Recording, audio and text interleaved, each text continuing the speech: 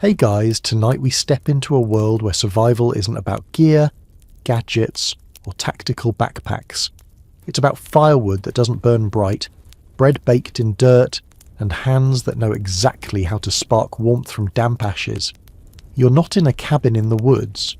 You're in a stone cottage, half-rotten thatch above you, ice creeping across the inside of the walls, and no central heating to be found. But you're alive. And not just alive, you're surviving, thriving even, in ways modern preppers might scoff at. You won't believe this. No fire, and yet you're warm. Alright, before you get too cozy, go ahead and smash that like button and subscribe, but only if your heart says yes. I'd love to hear where you're listening from and what time it is there. Dim the lights, get that fan going for some background vibes, and let's chill into tonight's little adventure. You kneel beside the hearth, but instead of a blaze, there's just a low, steady glow. No leaping flames, no crackling sparks, just a dark red smoulder under what looks like a pile of cold ashes. You poke it gently with a stick. A deeper warmth pulses beneath, like the belly of a sleeping beast. This is no accident. It's the ember bed, one of the most effective and invisible heating methods ever used. It was the secret heart of many medieval homes, especially in areas where even a wisp of smoke could get you robbed, hunted, or worse. Flames were risky, smoke was a giveaway, but a bed of slow-burning hardwood coals buried under ash, that could burn for days, sometimes weeks. People in colder parts of Europe knew how to keep this ember bed alive through the darkest months. A bit of peat, a chunk of seasoned oak, a topping of fine white ash, and you've got a heater that doesn't show itself. Not to raiders, not to bandits, not even to neighbours who might report your warmth during a tax famine. You sit close, wrapping your feet in a bundle of burlap and animal hide. The air doesn't feel hot, but your core stays warm. That's the point. Medieval homes weren't heated for comfort. They were heated for core survival. And the ember bed wasn't just for heat. It dried socks, warmed ale, and if needed could be quickly revived into fire for cooking, or defence. Now imagine you've got to bake, but there's no oven. That's where clay pit baking comes in. You saw it earlier and probably mistook it for a hole someone dug for a latrine, but inside a dozen rounded stones glow faintly under layers of moss and straw. The trick is timing. You heat the rocks all day with controlled ember smoulder, then brush them clean, lay your dough wrapped in dock leaves or clay, and cover it again. No oven, no fire, just earth, memory, and heat. It sounds ancient, and it is, but also ingenious, and almost no modern prepper talks about it. Too slow, too dirty, too uncontrolled. But back then, you didn't need a YouTube tutorial. You learned by doing, or you didn't eat. The smell of barley bread creeps into your nose. Someone's already baking next door. They must have timed their rocks better. And when the night turns colder, you'll gather around the brick flue seat, a low bench with hollow spaces carved through the walls, channeling the smoulder heat from one room to another. No one sits directly in front of the hearth. It's too smoky. But those who know, those who understand, they sit where the bricks sweat warmth through their bones. And if you think all this was only used in homes, wait until you hear about how it worked in barns and sheds. But we'll get to that. For now, sit back by the ember bed. You've got no flashlight, no power bank, no backup generator. But you're warm, silent, hidden, and safe. Later that same night, the wind howls like a hungry dog outside the thin timber walls, but the fire still sleeps beneath its ash blanket, pulsing steady. You're lying under 2 coarse wool blankets stitched from sheep raised 3 fields over.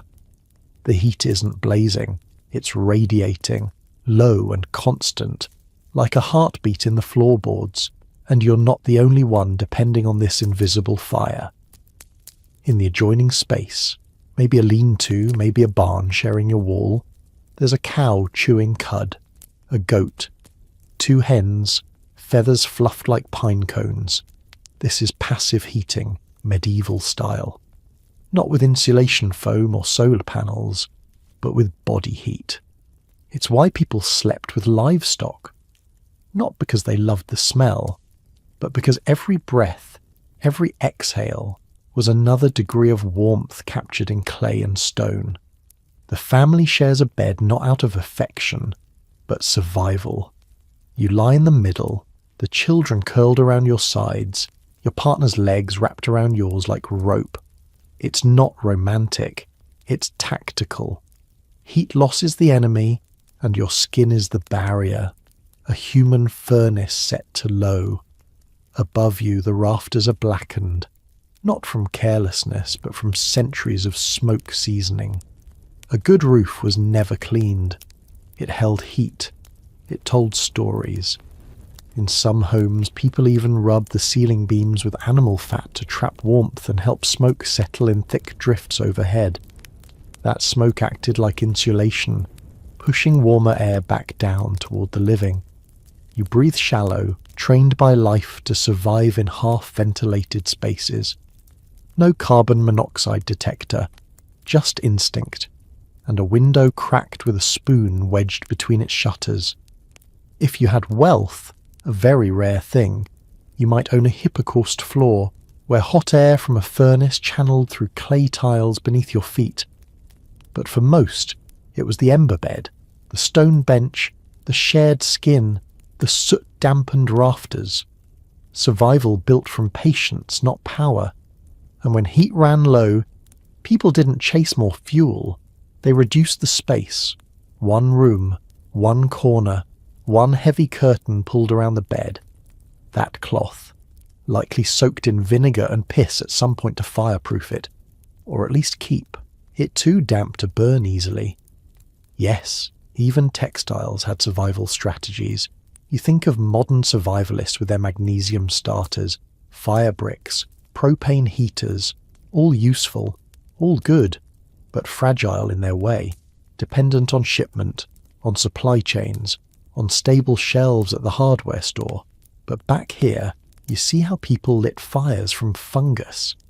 Tinder fungus, dried and pounded until it turned soft as felt, then treated with saltpeter scraped from barn walls. A single spark from flint and steel could set it glowing like a cigarette. Not burning, but glowing. Carried in a pouch, kept alive all day. Fire without fire. And when even that failed, there were fire chains, lengths of metal heated red in the communal forge, wrapped in wool and tucked into clay urns to smoulder through the night. Families would borrow a glow from a neighbour's chain if theirs went out. You didn't knock. You showed up with a pine cone and an apology.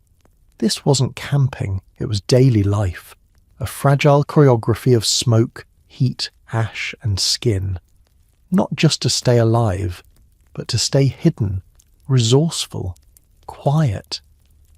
You think again about your prepper stove, your sleeping bag rated to -20, your vacuum-sealed matches. Then you glance down at the ember bed glowing under its ash, and wonder if you're the one that's unprepared. You wake to frost crusting the inside of the wooden shutters. Not outside, inside. The air bites your nose, and for a moment you forget where you are. Then it hits you. The smoke, the wool, the slow warmth of the ember bed, still smouldering like a stubborn memory. You rise, careful not to wake the others. Movement in the cold is loud. Even your knees creak like timber beams. But you have a job to do.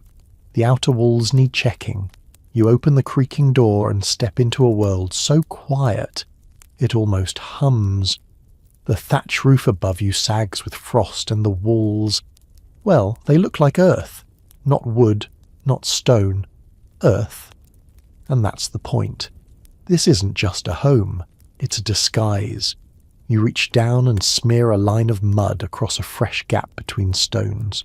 One of the outer seams dried out too much. Too visible. Too obvious. You rub moss into the mud, then pack it gently. like clay into a mould. Camouflage isn't a trick of paint, it's a lifestyle. From a distance, your cottage disappears. It blends into the hillside, the trees, the rock. And it's not just your home that hides, the tools do too. That scythe? It's buried under a false rock, actually a basket hardened with wax and clay. The axe, wedged beneath a dry log, wrapped in rags, coated in dung to mask the iron smell. Even the chickens are part of the ruse. You dust their feathers with ashes to reduce scent and shine. Their coop is dug half into the ground, roofed in turf. From above it looks like a hillock. From a soldier's view, it looks like nothing. This wasn't just to avoid taxes, though, that helped. In many regions, even a wisp of chimney smoke could draw out patrols or worse. Press gangs, thieves or soldiers looking for shelter. So people became ghosts. You walk past the barn wall, running your fingers along the planks, each groove packed with soot slurry, a mix of ash, grease and dirt that stains the wood black and non-reflective. It's not beautiful, it's effective. If light hits it, it eats the glow instead of bouncing it back. Just like the old woman said, shiny things get stolen, dull things get ignored. Even windows, those rare luxuries, were a problem. Glass was too bright. So most people used horn. Thin slices of animal horn scraped flat, oiled and pinned into wooden frames. It bent the light, blurred the view, and from outside looked like fog or mud. It lied for you. And if you were on the move, say, hiding in the woods or fleeing raiders, you didn't just vanish into the trees. You built leaf armour, a cloak made from moss-stitched netting lined with damp leaves, bark or straw. You became a bush that walked, and if you lay still enough, you were the bush. Kids were trained to do this by age 6. Some towns even held leaf-blending contests. You'd hide in the village green, and if no one could find you by sunset, you got extra oats that night. It wasn't a game, it was how you learned to live unseen. You check your traps buried under dirt-coloured cloth. You touch your knife hidden in a hollow gourd. You pass your neighbour's door. No handle, no hinge, just a thatch flap pressed flush to the wall, like a scar in skin. Here, visibility was vulnerability. Being seen meant being taken. So you learned to make your life invisible. The sun creeps higher, but the frost doesn't melt. You crouch near a cluster of brush at the edge of the woods, watching the path. Not walking it, watching it. Because that path, as innocent as it seems, is the place where seen people get seen and taken. Your grandfather used to say, "Don't make a path, borrow one that doesn't lead to you." So instead of a trail to your door, there are goat tracks, rabbit paths, winding lines that double back and vanish into brambles. If someone wants to find your home, they'd need more than boots. They'd need permission. You duck back into the trees, winding your way behind a half-fallen log. Beneath it, a small stash, salted pork wrapped in cloth and bark, buried shallow, your winter cache. No sign of human touch, not even a scuff. That's key. Survival isn't just about hiding, it's about leaving no echo. And even sounds are covered. You remember how your uncle lined the inside of his boots with lamb's wool, not for comfort, but silence. Or how he taught you to cough into your shoulder underwater if you were hiding in a flooded ditch. Once, you stayed silent for nearly 2 hours while a patrol passed, nose pressed to wet moss, trying not to sneeze. And you didn't. Because you were trained like that. Even the animals played their part. Geese were too loud, so you bred chickens that hissed instead of clucked. Dogs weren't for barking, they were for sensing tremors in the ground. When the dog froze, you froze. That was the rule. Your clothing, nothing dyed, nothing sharp. Browns, greys, greens rubbed in mud and charcoal. Hoods lined with squirrel fur for warmth, but reversed to show the rough side. Anything shiny was removed. Buttons, buckles, even polished bone toggles. If it caught the sun, it got buried. And when it rained, you didn't go inside. You worked more. Because rain was cover. That was when you patched the walls, tended secret gardens, or moved supplies. No one tracks through puddles. No one listens when the sky talks louder than feet. Camouflage wasn't just mud and moss. It was behaviour. You never opened the door the same way twice. Never used the same pot twice a day. The kettle rotated position. The chimney sometimes stayed cold. You played the long game.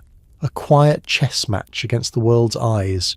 Your cousin, once, built an entire decoy shack 20 feet from their actual home. Inside, rotting tools, broken baskets, mouldy straw, just enough to convince a thief they'd found the prize. The real entrance was beneath a trapdoor covered in turf behind the pigsty. The pigs were in on it too, trained to snort when strangers approached, but silent when family came near. And if things got truly bad, famine, plague, war, you'd collapse everything, burn the thatch yourself, scatter the ash, leave, with nothing. Because sometimes the best hiding place is nowhere. You carry that memory with you as you smear more mud across the wall's seam. The house disappears a little more, and so do you. You've become part of the land, not marked on any map, not listed in any record. Just one more rock, one more whisper, one more forgotten ghost of the Middle Ages, and somehow you're safer than you've ever been. The sun doesn't shine much in winter, but that doesn't stop you from planting. Not in the fields, of course. Those are frozen stiff. But below your feet, in the cool, dark belly of the earth, life stirs. You descend the worn stone steps into the cellar, your hand trailing along a wall damp with breath. It smells like mould and old root vegetables down here, but there's something else, green. A faint, mossy scent that tells you something is still growing. Welcome to your indoor farm. It's not what modern minds would imagine. No LED lights, no glass tubes or filtered pumps. Just nature, tamed in stone. Along one wall sits a row of rotting logs, their bark flaking like sunburnt skin. You lean down and lift a corner of damp cloth, and there they are. Fat white mushrooms curled like ears. These aren't gourmet treats, they're survival.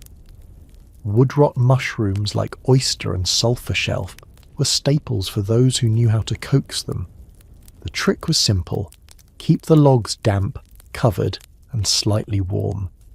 The smoke from the hearth above sometimes made its way down here, and that warmth was all they needed. Next to them, a raised bed filled with cress, a bitter little green that seems to grow on nothing but shadow and stubbornness. It needs almost no light. You grow it in old cooking pots, broken bowls, even your grandmother's cracked butter churn. Anything that holds soil becomes a cradle for food. You step further in to the back corner where clay jars line a slanted shelf.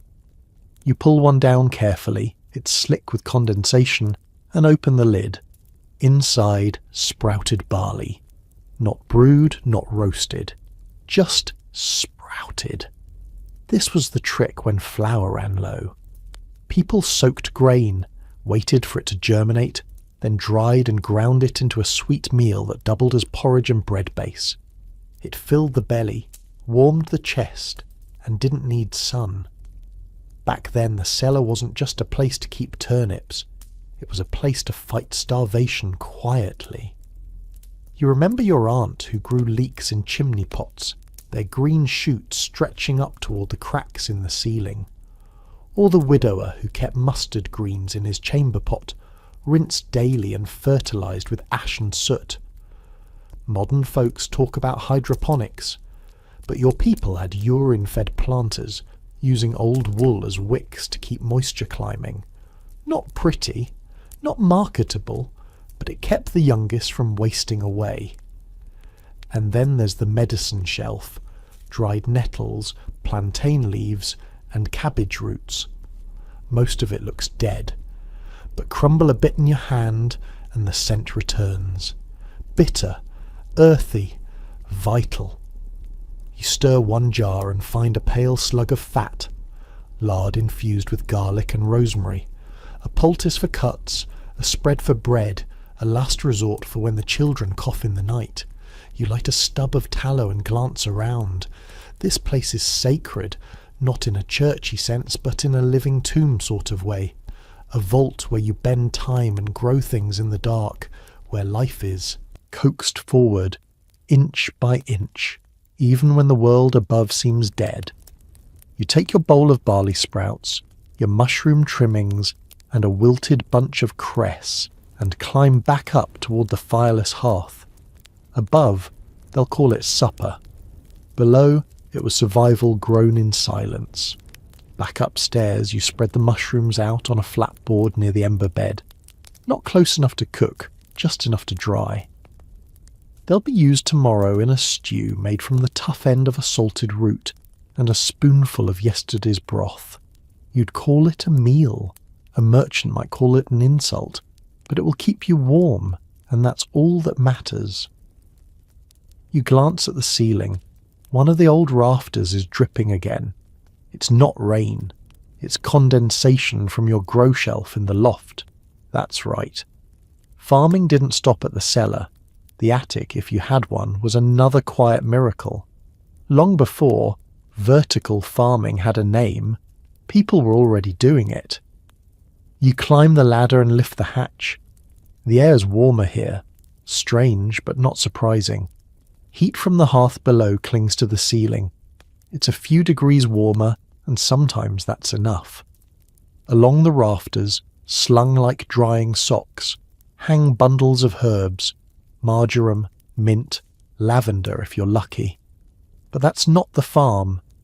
You turn to the plank shelving that runs along the east side of the roofline. Shallow trays of moss and compost, topped with onion shoots, mustard microgreens, and the occasional feral pea plant climbing a bent nail. These trays are watered by drip catchers, gutters lined with linen that soak up condensation and let it trickle down through holes in the shelves.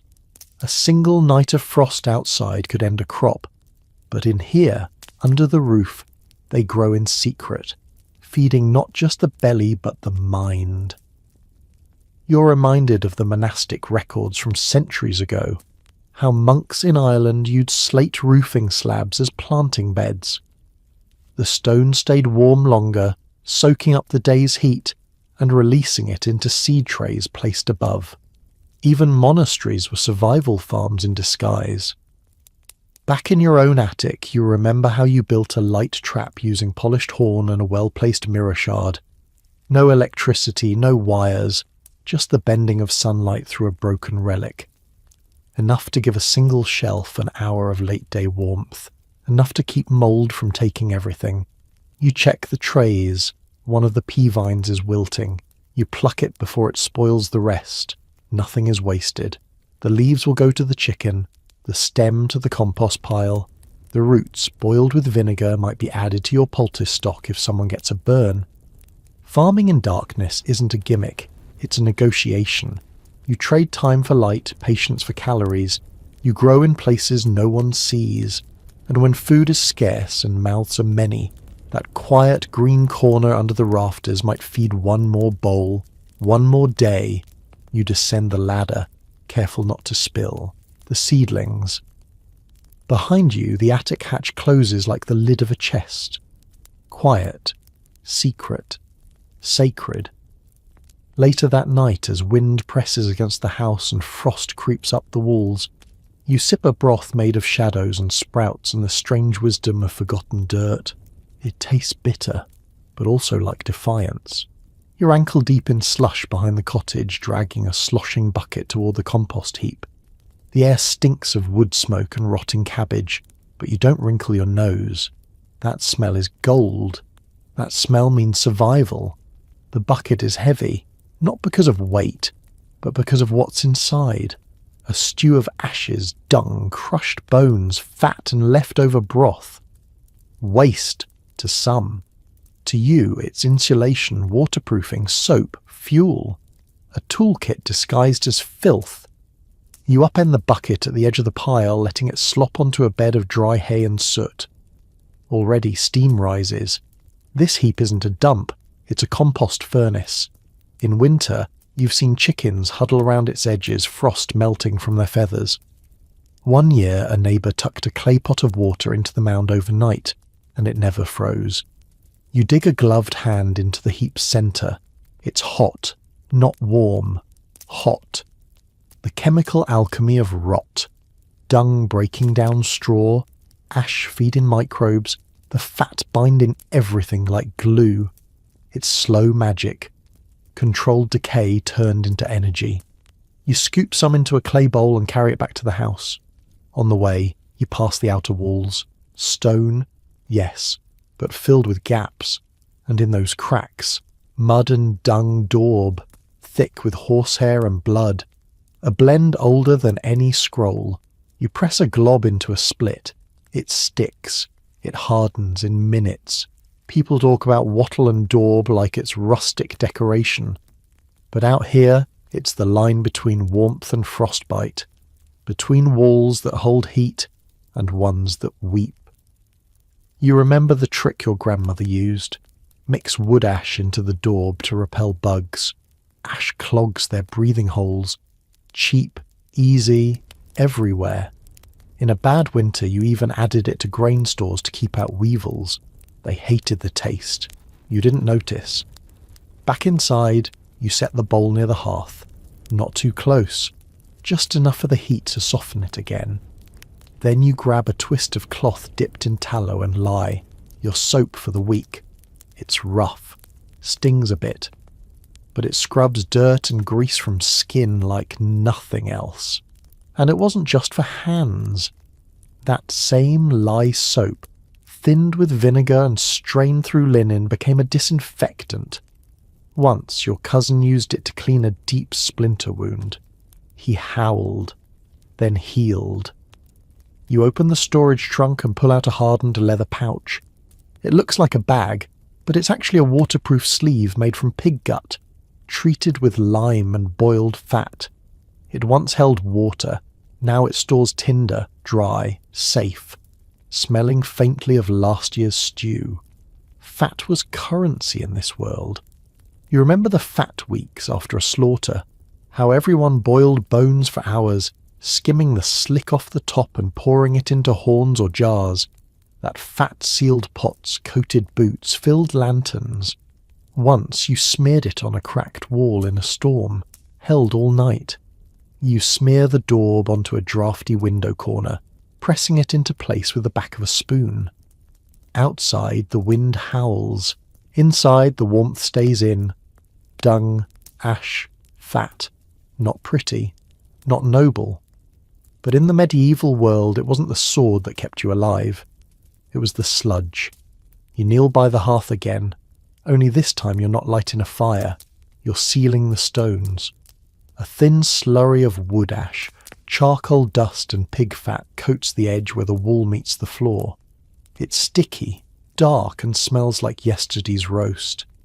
But you're not cooking. You're fireproofing. It's an old trick, older than you.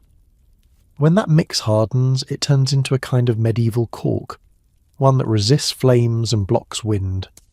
During dry seasons, when thatch roofs caught fire from a stray ember, it was often the ash-fat paste around the base of the walls that kept the entire house from turning to ash.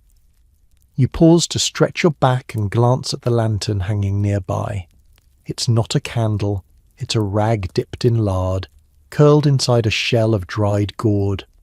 A hole at the top lets smoke out. The gourd stays cool to the touch. You chuckle, remembering the time you dropped one in the cellar and the gourd didn't break but the rag kept burning. Good design, not fancy, just effective. In the corner sits a leather-bound sack of powder, not flour. Lime powder, carefully leached from boiled limestone. You used it last week to scrub the inside of the barrel used for brining pork. This week you'll mix it with water and make a kind of paste to paint onto the chicken coop walls. Why? Because lime repels mites, and unlike herbs, it doesn't wear off with rain. Survival in this age wasn't just about scavenging, it was about chemistry, done by smell and gut, not microscope. You learned by failing. Like the time your neighbour tried making soap with ash from pine logs. The resin turned it sticky, smelled like heaven, cleaned like mud. You once traded a sack of urine-soaked straw for half a wheel of cheese. The farmer used it to bleach linen. Sunlight alone wasn't enough. But when you lay linen in snow soaked in stale urine, then let it freeze and thaw again, the cloth turned pale, almost white. Almost. The smell took longer to leave. And don't forget boiled hooves, not just for glue, but to seal cracks in wooden bowls. A little hoof glue dripped into a split, then cooled with water, could stop a leak for months. It stank like death, but so did half the kitchen. Some people whisper about alchemists turning lead into gold. You'd rather turn rot into heat, or waste into wall patches, or urine into cleaner shirts. That's your alchemy. Out back, a rain barrel sits sealed with a thick ring of animal fat and wool. You check it now, brushing frost from the lid. Still sealed, still holding. A small miracle. In a world where every crack lets in death, cold, vermin, smoke. Your survival depends on sealing, repelling, coating, binding. You think about today's gear. Chemical kits, synthetic liners, Teflon, Gore-Tex, and you wonder if the people who made those ever boiled, hooves or mixed piss with lye just to stay warm. You lift your hands to your face. The lye soaps made them red and raw, but they're clean. They don't smell, and that's more than most can say. You return inside, close the door and smear one last ribbon of sludge across the drafty threshold. Tomorrow you'll scrape some soot for ink, patch the pantry shelves with resin, and maybe, just maybe, try making that vinegar bone polish the tanner swore by. After all, in this life, if it can rot, it can also save you. The wind hasn't stopped in 3 days. It moans through the chimney, slips through the door seams and kisses the tips of your fingers every time you forget to wear gloves indoors. But you're not shivering. Not really. That's because you're dressed like someone who understands what cold actually is. You tug your second hood tighter over your head. Not your only hood. Your second. Because in this world, warmth doesn't come from one thick layer. It comes from many thin, overlapping shields, like the hides of an onion, each trapping a little heat, each catching a bit of wind. First, the underlayer, wool shift. Itchy, snug, and smells faintly of smoke. Then, a linen tunic, long enough to wrap around your thighs. Next, the thick wool overcoat, lined in rough spun fleece. Then the hood. Then the second hood, the one that wraps like a cowl and doubles as a face mask. You can leave one off when working, both on when sleeping, and rearrange them depending on whether the wind cuts from the west or the north. And underneath it all, strips of rabbit fur sewn into the lining of your boots, not the soles, the sides. That's where warmth escapes. Not from below, but from within. You learned that from the old man down the road, the one who said he hadn't had frozen toes since the plague years. It's not glamorous. None of it is. Your sleeves don't match. Your scarf is patched with nettle thread. Your mittens are made from scraps of goat hide and tied at the wrist with leftover shoe leather, but they work. And more importantly, they trap heat close to the body core, not the extremities. That's the secret no one tells you. You cross the yard to the well and pull the bucket hand over hand. Your breath fogs like dragon smoke. But under your layers, your torso sweats. That's good and bad. Sweat is the enemy. So as soon as you're back indoors, you'll hang your inner tunic near the ember bed. Not to dry fully, just to take the edge off.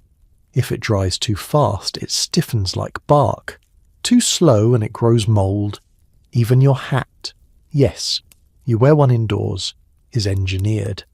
It's shaped like a cone, made of felted wool and lined with grease and ash dust to repel lice and keep its shape. Not fashionable, but in this world, fashion dies of frostbite. You remember when a travelling merchant offered your cousin a fine cloak from Florence. Blue, velvet, gold stitching. She wore it for half a morning and came back purple-lipped and shaking. Beauty doesn't hold heat, so you stitch your pride into seams, not colours. Back inside, you wrap your legs in a blanket skirt, a square of wool pinned at the hips, free to adjust as needed. When seated, it covers your feet like a tent. When sleeping, it becomes another layer for the bed. You've seen babies swaddled in nothing else. And that bed, oh, that glorious cocoon. Layers of straw, wool, felt, fur and hides, stacked like pastry. You climb in like entering a furnace, and once sealed, your breath does the rest. In bad winters, you don't get up unless you must. You eat in bed, mend in bed, tell stories in bed. And on the rare occasion you go out after dark, you wear the smoke cloak, a long tattered garment stored above the hearth, so it's always warm and infused with soot. The smell alone wards off pests. The warmth makes you weep. You aren't layering to look prepared. You're layering to survive. You're stirring a pot of gruel with one hand while tightening the wool wraps around your shins with the other. The chill creeps in through every seam, every gap you forgot to patch, but you've learned how to cheat it. You squat beside the hearth, not for fire, but for trapped heat. The old stones behind the coals still remember the blaze from yesterday, and they radiate a kind of lazy warmth. So you sit close, not directly facing the hearth, but with your back to the wall, letting the stones feed warmth into your spine. That's one of the oldest tricks. Use your house like a second coat. Your cloak lies nearby. It's heavy, smells of lanolin and old rain, and it's lined with a secret weapon of poor folk. Felted scraps, leftover pieces of wool, pressed and matted by hand, layered like shingles between the outer shell and your skin, not stitched in place, nested so you can remove or rearrange them depending on the weather. A draught stirs the air. You stand and pull the curtain tight across the sleeping nook, just a length of wool hung on a rope, but lined with dog fur and goose down in overlapping patches. It doesn't look like much, but once you're inside, even your breath starts to feel like a fire. At the base of the bed lies your other trick, the brick pig. That's what you call the square of stone you heat near the hearth, wrap in rags, and slip under the blanket an hour before sleeping. It stays warm through half the night and doesn't spill or smoke. One winter, someone painted a snout on it. The name stuck. And when the frost was cruelest, you used the mirror trick, not to see, but to survive. A polished piece of pewter or horn set against the hearth wall, angled to reflect and concentrate the little heat you had. It didn't warm the whole room, but if you held out your hands, your knuckles stopped aching. Sometimes you'd use two, like sunlight traps bouncing warmth back and forth. You pick up your boots, thick leather stiff with use. Inside you've layered dried moss, sheep's wool, and a splash of rendered tallow, rubbed into the heel like a salve. It keeps out damp, keeps skin from cracking. One year you tried lining them with scraps of parchment, but the ink bled and your soles went black for weeks. Even your breath is part of the system. You wear a loose wool scarf across your mouth inside the hood. Not for show, but to recycle warm air, capture the steam from your lungs and let it heat your cheeks. You wake in the morning with frost on the outside and sweat behind your ears. Every part of you becomes a radiator. You learn where to let warmth go and where to trap it. Elbows loose, wrists bound, neck sealed, ankles doubled, hips free for movement, but never bare. You layer not just for warmth, but for control. You're the thermostat now. The snow outside thickens. Someone's goat bleats.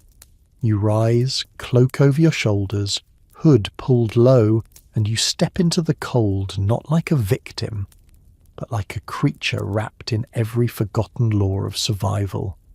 You're not wearing clothes, you're wearing armour. The first sign of famine isn't silence, it's the absence of crunch. No dried barley, no stale rye crusts, no apples thudding into baskets or turnips knocking against one another in the cellar. Just soft things, mushy, limp, desperate things. That's when you know winter's claws have sunk in for good. You sit at the table, staring down at your bowl. It's not soup, it's bark stew. Slivers of birch bark, boiled until soft, mixed with bitter greens and a single thin sliver of lard for taste. Your teeth don't slice through it. They fold the fibres again and again, as if chewing damp parchment, but it fills the belly, and that's what matters. You weren't the first to do this. The Finns and the Rus and even English border folk knew the inner bark, or cambium, could be scraped, dried, and ground into a flour substitute. Add a handful to acorn mash, and you've got famine bread. Dense, grey, hard as roof tile, but enough to keep walking. You scrape your spoon along the bottom of the bowl. Grit clings to the edges, probably thistle root, or worse, dried nettle stems. You don't ask, you eat. On the windowsill, a small jar holds lichen jelly. That took hours to make. The Iceland moss, not moss at all, but a sort of fungus, was boiled, rinsed, boiled again. The bitterness, still there, but not poison, not anymore. Just a sharp, metallic aftertaste like old nails. You'll spread it on bark bread tomorrow. A cough from the sleeping nook interrupts your thoughts. You glance over. Your younger cousin hasn't eaten today. But you remember the old rule. Those who work, eat, and so you'll rise again soon. Gather more moss from the forest logs, and maybe, if you're lucky, catch a frog. They're not common this time of year, but you've caught them in the past, hidden under rocks near the stream. Boiled whole, bones and all. One time, you even ate the feet. Crunchy, if you pretend. Then there's snail mash. A secret your grandmother whispered only once. Salt them for a day, purge the muck, then fry them on a hot stone with ash and a leaf of mint. They foam when they cook, but the texture's not bad, if you keep your eyes closed. You walk outside, stomach heavy but not full, and scrape the snow away from the edge of the fence. There's ground ivy growing there, green even in winter. You pinch some and chew slowly. It's bitter, medicinal, but better than the inside of your cheeks, which you've chewed raw in your sleep. And then, the prize. At the base of the ash tree, a patch of reindeer moss, white, dry, delicate as lace. You crush it in your hand and pocket it. Tomorrow's broth. No one prepares for these meals. They prepare for not dying. They prepare for getting through. You remember stories of peasants boiling shoe leather, soaking it for hours, scraping the top layer off with teeth. Once your aunt made bone broth from pig skulls, the eye socket still staring upward as the stew bubbled. Now you collect pine cones, not for fire, but for their seeds. A chore that would seem absurd in better times. But this isn't a better time. This is a bark-eating time. And in the medieval world that was as normal as rain. Night falls fast in a famine winter. You crouch low beside the hearth, not to warm yourself, but to grind acorns. Not fresh ones, those are long gone. These are the ones you buried last autumn in the stream bed, wrapped in a cloth bundle weighted with stone. It's the leaching trick. Let water rinse out the tannin slowly. Too fast and the bitterness stays. Too slow and mould creeps in. You unwrap them now, soft and brown as chestnuts. You crush them between two stones, dust rising into your nose. The powder smells like damp bark and iron. but it will become gruel by morning. You add in the ground cambium bark from earlier. Stir. Let it rest.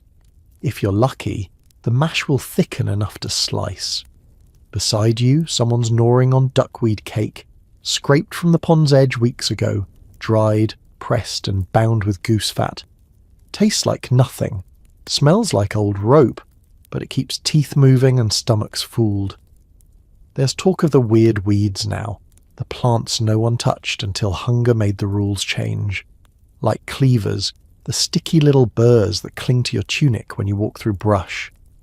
Boiled 3 times, mashed with nettle and rolled into bitter dumplings. Or sedge tubers, the crunchy root nubs at the edge of swamps. You roast them on embers, crack them like nuts. They don't digest well, but that's not the point. The point is volume, bulk. Warmth in the belly, even if it passes through unchanged.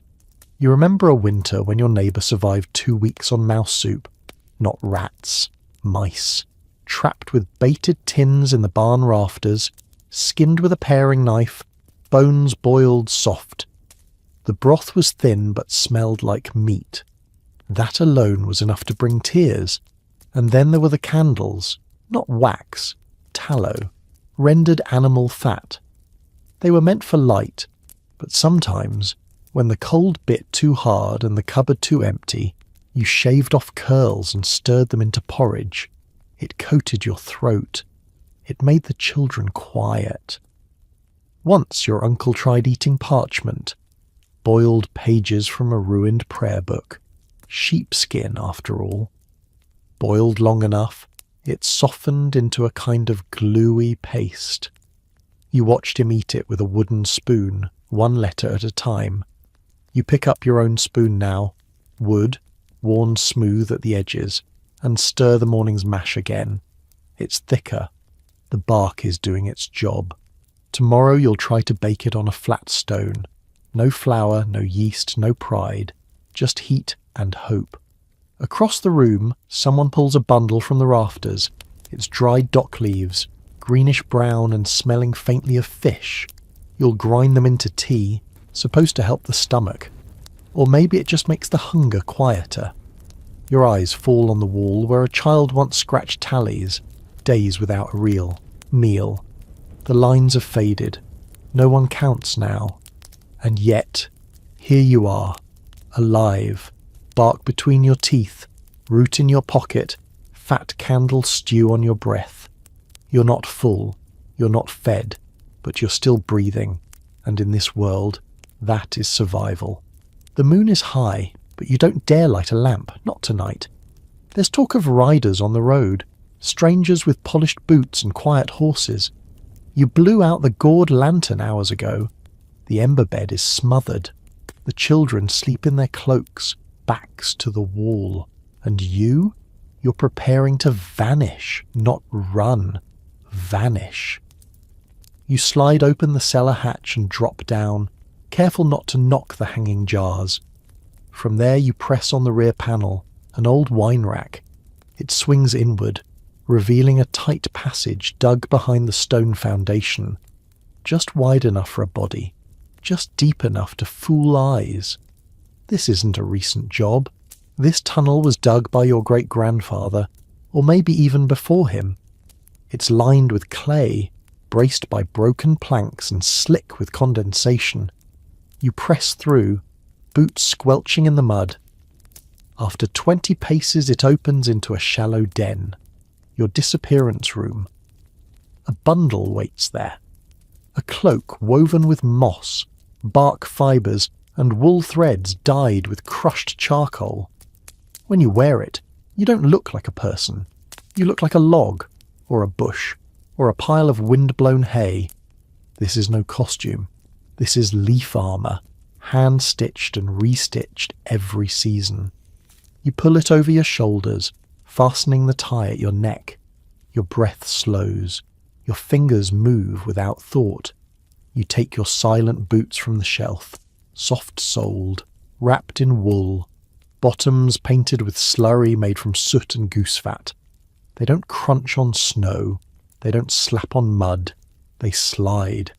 You can walk 10 feet behind a man and he won't hear a thing but the wind. On the ground is your pack. Waxed cloth, stiff with resin, designed to fold flat and disappear under leaves. Inside it are birch bark strips for fire, a dried fish bladder for water, a few bulbs of wild garlic, and a slingshot carved from goat bone. You listen. No sound. Time to go. You push open the outer flap of moss and step into the trees. There's no trail. You never make trails. You walk through nettles, over stone, under branches, dragging your feet at strange angles so no prints point one way or the other. Every turn is intentional, every pause rehearsed. You move like shadow, slow and low. 2 miles out, you find the cache, a hollow in the roots of a dead beech tree, covered with bark and stuffed with dried grass. Inside, a tunic, bone buttons scraped clean, a pouch of salted thistle stems, a watertight scroll of warnings for your cousin in the east, should she find this first. You replace the scroll with your own, written in code. Nothing more than a pattern of marks, but she'll understand. Then you vanish again, into the woods, deeper now. You'll circle back in 2 days, maybe 3, when the riders are gone, when the whispers stop, when the frost tells you it's safe to warm the hearth again. But for now, you become a part of the land, not hiding, gone. You lie flat beneath a blanket of pine needles, chest pressed to the forest floor, listening. Every sound sharpens, owl wings slicing through the air, the crunch of distant hooves, the slow drip of meltwater from a frost-bitten branch above. But no voices, not yet. The cloak you wear blends seamlessly into the earth, not just in colour, but in texture. The bark strips stitch to your back snag twigs like real bark. The wool tufts catch dew. Your gloves are stained with mud and fat, darkened until they resemble the forest itself. If someone walked right past you, they'd step over a log and never know it was a person. Because you're not a person right now. You're gone. The wind shifts and you roll, carefully, silently, into a shallow dip between tree roots. There, you unpack the leaf book, a flat bundle of pressed moss and bark paper used to map hiding spots, caches, and safe waterholes. No ink, just scratches. You trace one with your thumb and remember, the hollow stump by the creek. It holds dried tubers, enough for 3 days, if rationed. You fold the map and bury it under a stone. Always bury, never carry. To survive here is to move like water, not just quiet but shapeless. You don't leave evidence, you don't set patterns. If you boil water, you do it in a birch bark bowl, over a smokeless fire fueled by dried dung and old peat. No crackle, no scent, just heat. And when you sleep, it's not in tents or caves, it's in holes. Shallow human-sized impressions scraped beneath old hedgerows, lined with rotting leaves and sealed with netting made from flax and moss. One night, a boar passed right over you, snorting, unaware. It wasn't luck, it was technique. You remember your aunt teaching you how to walk like a deer, to place your heel, then roll the foot softly, shifting weight from the outside inward. It took weeks before you stopped snapping twigs, but now you move through bramble without a whisper. Even the crows ignore you. At the edge of a clearing, you spot movement, just a flicker of motion. You drop instantly, pressing your face into cold moss. Eyes closed, breath shallow, 20 slow counts. When you look again, the shape is gone. You wait another hour, then begin the long route back. Not the same trail, of course. You never return the way you came. That's how they find you. When you finally reach the hidden cellar entrance beneath the barn, you enter slowly, replace the moss cover, and sit in the dark. Everything you wore, cloak, gloves, boots, goes into a stone-lined box beside the root bins. It will stay there until the next time you need to disappear. Your cousin hands you a bowl of weak broth and a crust of bark bread. You nod thanks but say nothing. No stories tonight. No heroism. Just breath. Just silence. Because in the medieval world, survival doesn't always look like building a fortress or wielding a blade. Sometimes it looks like this. Not being seen. Not being heard. Not being remembered. The fire's out again, but this time not by choice. You sit in a dim corner of the one-room cottage, staring at the blackened hearth where the last ember gave its final breath just before dawn. No smoke, no warmth, and soon no air.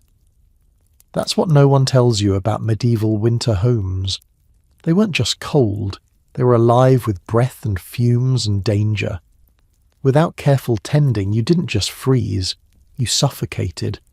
You shuffle toward the wall and pull open the upper vent flap. A crude shutter carved into the timber frame, just wide enough to let bad air out, not wide enough to let spying eyes in. The trick is in timing. You can't leave it open all night, or the heat escapes. But if you keep it shut too long, the air turns sour, thick, sleepy. Last winter you woke to a headache so fierce you thought the plague had come. It was just bad air, soaked with smoke and breath and candle fumes. Since then, you've learned the rhythm. Open the flap every few hours, let it sigh, then close it again. The house is still smoky, even with the fire out. Not from flames, but from coals and soot. Baked into the walls over generations, the stone soaks it up. On damp days you can smell it bleeding out like a slow exhale. It's not pleasant, but it's familiar. Some folks burn pine or oak. You don't. Too bright. Too loud. Instead, you use peat cakes, pressed slabs of turf dried over months, silent as ash when they smoulder. No crackle, no glow, just heat, like breath from a sleeping dog. Once, you watched your grandfather prepare dung bricks, mixing cow droppings with straw, forming them by hand, stacking them along the sunlit wall. You thought he was mad. Until winter came and those bricks saved your hands from going black. Tonight, with no fire, you reach for the old smoke stick, a wrapped bundle of juniper and sage bound with old thread. You light it carefully with a flint and hold it near your face. The smoke is thin, acrid, herbal, not for warmth, for cleansing. It's an old tradition. When the air turns heavy and illness threatens, you burn medicinal smoke. Not incense, survival smoke. Juniper kills fleas, sage clears the lungs, even dried moss when burned drives out lice. The scent curls through the room like a ghost with a job. You walk slowly, fanning the smoke into corners, beneath the bedding, behind the shutter, up into the rafters where stale air hides. The house creaks softly. You creak back. This isn't superstition, it's maintenance. In the sleeping corner the baby stirs. You wave the smoke away from her, toward the doorway instead. Let the old breath out. Let the house take a new one. You glance at the soot above the hearth, layer upon layer, thick enough to write in. Some folk carve prayers into it. Others leave it alone. You once etched the word breathe there with a finger. The soot grew back. By morning, you'll relight the coals. Maybe with a tinder fungus. Maybe with a neighbour's ember. But tonight, you let the house breathe. Let the smoke do its work. Let the silence settle into the cracks between bricks and bone. You wake in darkness, not startled, drenched. The kind of sweat that comes from sleeping in still air too thick to breathe and too cold to shiver. Your breath sticks to the roof of your mouth, tasting of soot and wool. But your ears, they're wide open, because when the air turns, the house speaks. A creak in the timber, a sigh from the wall, the sound of old mortar contracting as moisture shifts with the heat of trapped breath. You've learned to hear these things, not just as noise but as warnings.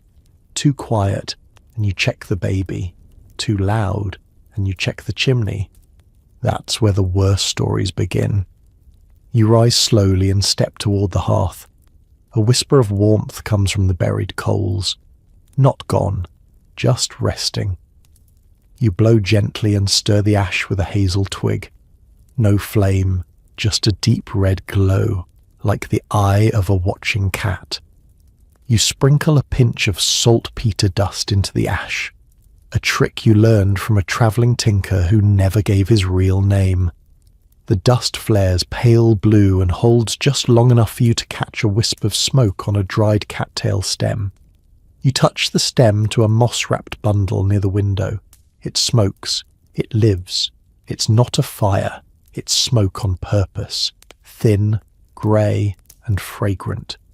You hang the bundle on a hook above the doorway where air moves best. Within moments, it begins to clear the heavy smell of old wool and closed mouths. Back in the day, your great-grandmother used burnt horsetail to scrub the air. Ground fine and tossed into the fire, it hissed and sparked, sending up smoke that irritated the lungs. On purpose. The pain was the point. It forced you to cough, to breathe, to purge the damp from your chest. She called it smoking out the death. You do it softer now, less drama, but same logic. You return to the bedding nook and check the wall behind the straw mattress. Your hand brushes the surface. Cold, clammy. Damp means danger. That's how the mould creeps in. So you unhook a linen panel, stiff with vinegar and wood ash, and hang it like a curtain over the stone. Not to dry it, to keep it from breathing into you. Medieval walls were never silent. They oozed, they wept, they whispered. You lie back down, pulling the coarse blanket over your chest. Someone beside you shifts. You hear the shallow breath of your sister, the hiccuping snore of your uncle, and the occasional whimper from the baby's dreams. Each breath adds heat. Each body a small furnace, but too many bodies, too little air. You reach under the cot and pull out the breather jar, a clay pot filled with quicklime and crushed charcoal, set open in the corner. A cheap filter. It eats some of the stink, some of the damp. You'll need to replace the mix next week. If the trader comes, if the road isn't blocked, if there's no sickness, you don't hope, you plan. And when you finally close, your eyes, it's not to sleep like a child, it's to wait like a house, listening, sighing, breathing just enough. The snow is melting, but don't let that fool you. This is the danger season. When the ice retreats just enough to tempt you outside, yet the ground still hides death in puddles and wells. You step carefully through the mud-slicked yard, past the chicken hutch and toward the woods beyond. The water barrel is nearly empty.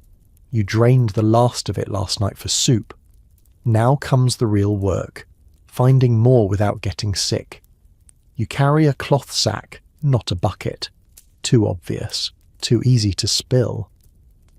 In the sack are 3 egg-sized stones, each wrapped in linen. You'll explain. First, you head for the drip log, a fallen tree set at an angle, hollowed slightly along the top. Overnight, dew and melt gather there. You lean close, press your lips to the wood and sip. The taste is clean, thin, like sky. Just enough to wet your mouth, not enough to fill your belly. That's why you move next to the pit trap. It's not what you think. No animals here. Just a hole, shallow and lined with river clay to keep the water in and the bugs out. A sloped stone basin at the bottom lets water pool slowly from seeping snow. Covered with brush to keep birds away. You dig back the twigs and scoop with your hands. 2 mouthfuls, cold as iron. You spit the first one out. Always the first sip. That's where the filth floats. The oil, the film, the sickness. Only fools drink fast. You remember what happened to your neighbour last spring. First the vomiting, then the silence. The water he drank came from a stream downhill from a tannery. He didn't know. Or maybe he did, and didn't care anymore. So now you do what the old woman taught you. Look for insect flight. If the flies are hovering over a puddle, even in cold, that water's bad. If frogs live near it, it might be safe. If nothing lives in it, you walk away. You pull one of the linen-wrapped stones from your sack, unwrap it. Inside is crushed charcoal, sifted fine and packed into a cloth ball. You drop it into the bottom of a flask, then pour the clay pit water over it. Let it sit. It won't make the water clean, but it will make it safer. Next, the egg test. You pull another bundle from your sack. A duck egg, raw, unboiled. You crack it into a bowl of pond water and watch. If the whites cloud too fast, the water's spoiled. You're not sure how it works, but it works. The egg speaks.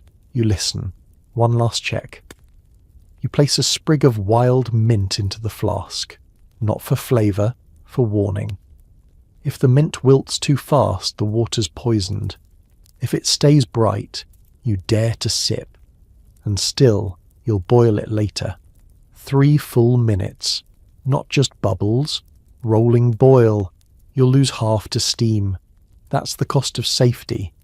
You stand, flask sloshing in your cloak, and start the walk home. You've gathered less than a pint, but you're still ahead of death. That's all that matters. You pass the old well on your way, the one no one uses anymore. You don't even look down. You already know what's waiting in the dark. Back at the cottage, you set the flask beside the hearth, where the ash still breathes low warmth. It's not enough to boil water, but it will coax the chill from it, and that's important. Because cold water, taken too fast, shocks the gut. A lesson learned from the old days when people would drink straight from snowmelt and drop to the ground minutes later, clutching their bellies. Your aunt used to say, boil the water, then wait. If you drink like a starving dog, you'll die like one. You thought she was cruel. Then you watched a boy drink from a spring too fast, gulping until the veins stood out in his neck, and saw him laid flat by nightfall. Not poison, just panic. You sit by the fire and begin to build it up, not to full flame, just enough to warm a boiling stone. It's smooth, egg-shaped, and blackened from years of use. You nestle it among the coals until it's searing hot, then lift it out with a pronged stick and drop it into a clay bowl of your gathered water. Hissing, bubbling, sputtering, no pot, no kettle, just fire and stone. You repeat the process twice, rotating stones. By the third drop, the water's rolling, the surface dancing with heat. You've done it. Still, you wait, because the last mistake is the worst one. Drinking too early. You let it cool, cover the bowl with a cloth to keep the steam and any airborne pests from escaping. The cloth is soaked in vinegar and mint. It smells like rotten medicine, but it does the job. While you wait, you take inventory. 2 flasks half filled, 1 bowl cooling, a jug of a last week's rainwater with sediment at the bottom. Not perfect, but drinkable if you strain it through woven grass mats, bleached in ash. And 1 flask of birch sap tapped from the tree near the pasture, sweet, light, and risky if stored too long. You remember the time you drank birch sap left out too many days. It fermented into something sharp, almost vinegary. The buzz was warm. The cramps afterward weren't worth it. Everything here has a balance. Too fast and it kills you. Too slow and you dry out. Too hot and it scalds your throat. Too cold and your stomach seizes up. You've learned to sip slowly. Watch your own breath as you drink. If it fogs the surface too much, wait longer. If the bowl's too warm to hold, it's too warm to drink. There's no margin for error. Children are taught early. Never drink from standing water. Always look for movement, ripples, insects, fish. Even a frog is a blessing. They don't live in poison, And when in doubt, melt ice from shaded snow, never the first layer. The top is tainted with soot from the chimney, ash from the wind. The cleanest snow lies just beneath, white, compact, quiet. Like a secret the forest is willing to share. You take your first sip of boiled water, cool, metallic, clean enough. Then another. You close your eyes and feel the warmth slide down your throat, blooming in your chest. You didn't find a spring. You didn't build a well, but you found just enough. And in a world like this, just enough is a miracle. The wind is still, the embers low, and outside the cottage the world is pinned in a hush like parchment between stones. This is when you work your tools, not the good ones. Those are hidden. These are the ones you made yourself from what the forest gave and the bones refused to stay buried. You reach under the cot and pull out the cloth bundle, wrapped in old linen once used for swaddling. You unfold it slowly, revealing a knife carved from cow bone, polished smooth, honed with ash and salt. The blade doesn't shine, but it slices. That's what matters. In your hand it feels warm. Bone always does. Not like metal, cold and arrogant. Bone tools know they've come from something that lived. They're quieter, humble, obedient. You remember the first time you saw your grandmother carve a spoon from a sheep's shoulder blade, humming as she whittled, the flat edge of the bone curling away like butter. She said, "Never throw away what used to breathe. It still wants to serve." Tonight, you're shaping a new awl, using a goat rib, narrow and straight. You rub it with sandstone, then heat it briefly over coals. Not enough to burn, just enough to harden. Once done, it'll punch holes in leather, pierce bark, even serve as a crude needle if you're desperate. Bone was never just waste. In lean times, it was your toolkit, your pantry, your ink.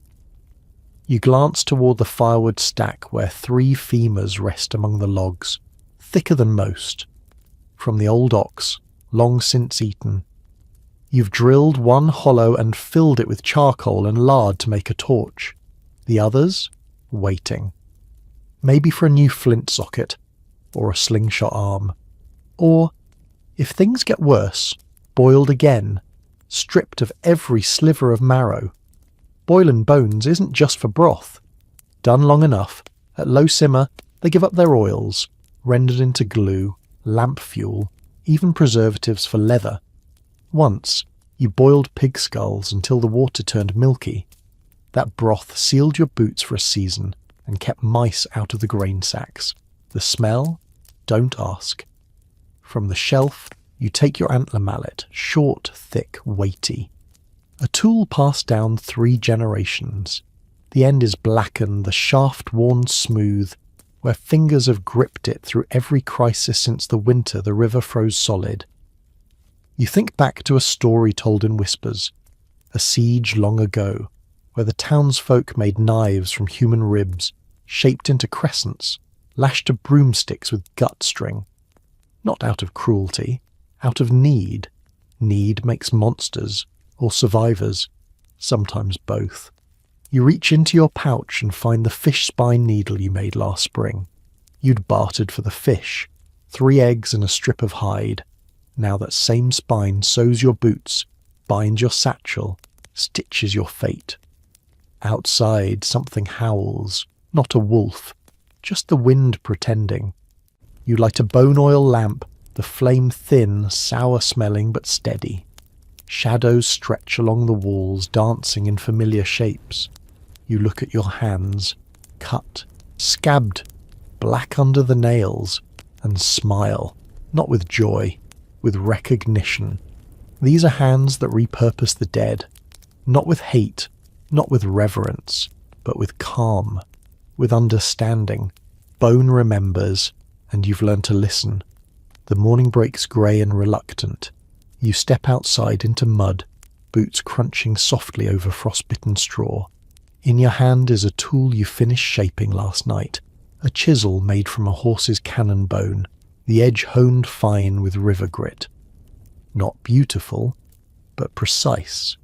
It's time to reinforce the door frame. Not with nails, you don't waste metal here. Instead, you'll use boiled sinew soaked in ash water, wrapped tight around the upper hinge like a tendon, pulling the warped timber back into place. The bone chisel taps slowly, rhythmically into soft pine. Every stroke is an argument with decay. Tools like these aren't heirlooms. They're improvisations, sharpened not by polish, but by desperation. Behind the barn there's a small crate of what others might call junk. Bird bones, broken teeth, antlers chewed soft at the tips by mice, and skull fragments from gods know what. But you see handles, wedges, ink pots, ladles.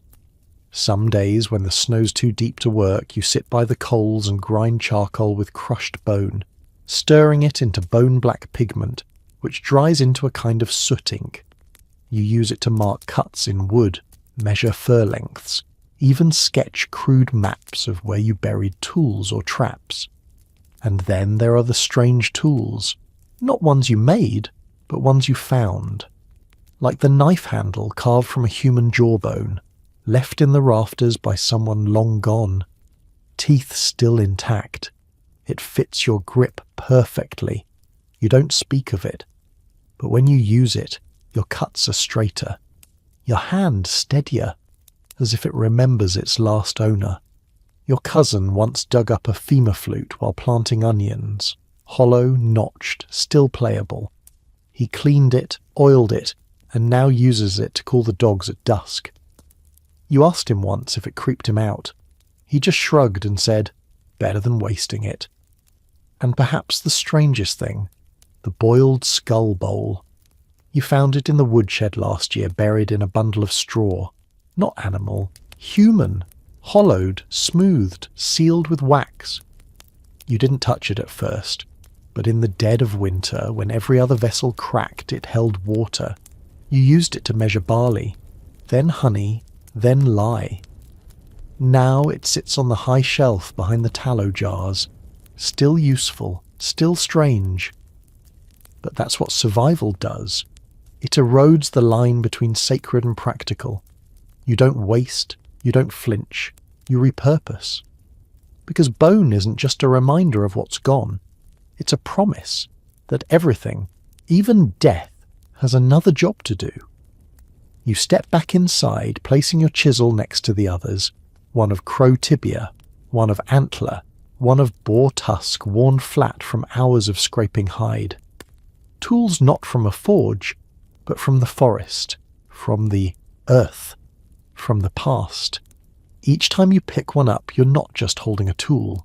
You're holding someone's legacy, be it beast, kin, or stranger. You don't need to know whose. You only need to know it works.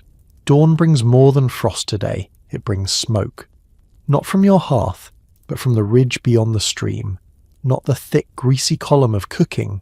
No, this is light, erratic, signal smoke. Used when words fail, when riders can't risk roads, when warnings must rise above the treetops. You crouch in the barnyard, heart low in your chest, watching it swirl upward in broken bursts. One puff, a pause, two more, long gap. That rhythm, it isn't random, it's a message. The villagers call it smoke speak, and though few admit to using it, everyone learns. You were taught with damp wool and pine pitch as a child. Practice in secret at dusk behind the tannery, where no one could accuse you of witchery. You run your fingers through your pouch, flint, dry moss, tallow rag, all there. You reach the stone ring behind the chicken coop, a shallow pit with 3 flat rocks arranged like teeth. It's your signal hearth. You pack it fast, smouldering dung for body, crushed pine cone for cling, and a tuft of goose down to brighten the first burst. No flame, just smoke and shadow. A single long burn signals safe. 2 short, then 1 long means threat. A winding trail, broken and fast, help. You light yours. 1 puff, wait, another, then break the rhythm. That's enough. You hope someone's watching. This kind of fire can't be seen at night. It's a daylight language, one designed for distance and fear. Raiders used it. Monks used it. Peasants used it when roads froze or flooded. No parchment, no ink, just smoke and memory. But signals weren't just warnings. Sometimes they were tricks. You recall the old tale of the goat herders who sent false smoke to lure tax collectors into a bog, 3 puffs from a high ridge to mimic a monastery. The collectors followed, expecting hospitality. They found mud, lies, and stripped coin purses. A legend now. But you remember the smile on your uncle's face when he told it. You tamp down your signal fire, scatter the ash, and roll the remaining coals into a horn canister lined with lard-soaked moss. It will stay lit for hours, smouldering slow and silent. Fire that hides. On your way back, you pass a circle of flat stones in the grass, your family's old meeting place.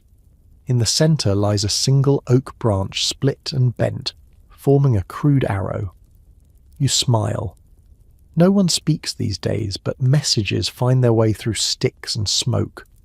Inside the house, you ready the trick fire, a bundle of dried fungi, birch shavings and powdered herb that burns fast and bright but makes no heat, just light.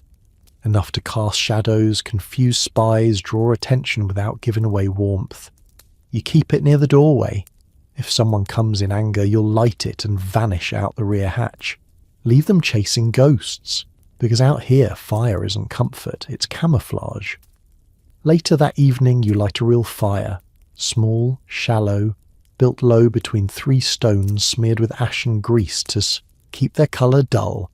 But instead of warming your hands over it, you squat behind it, watching how the smoke climbs.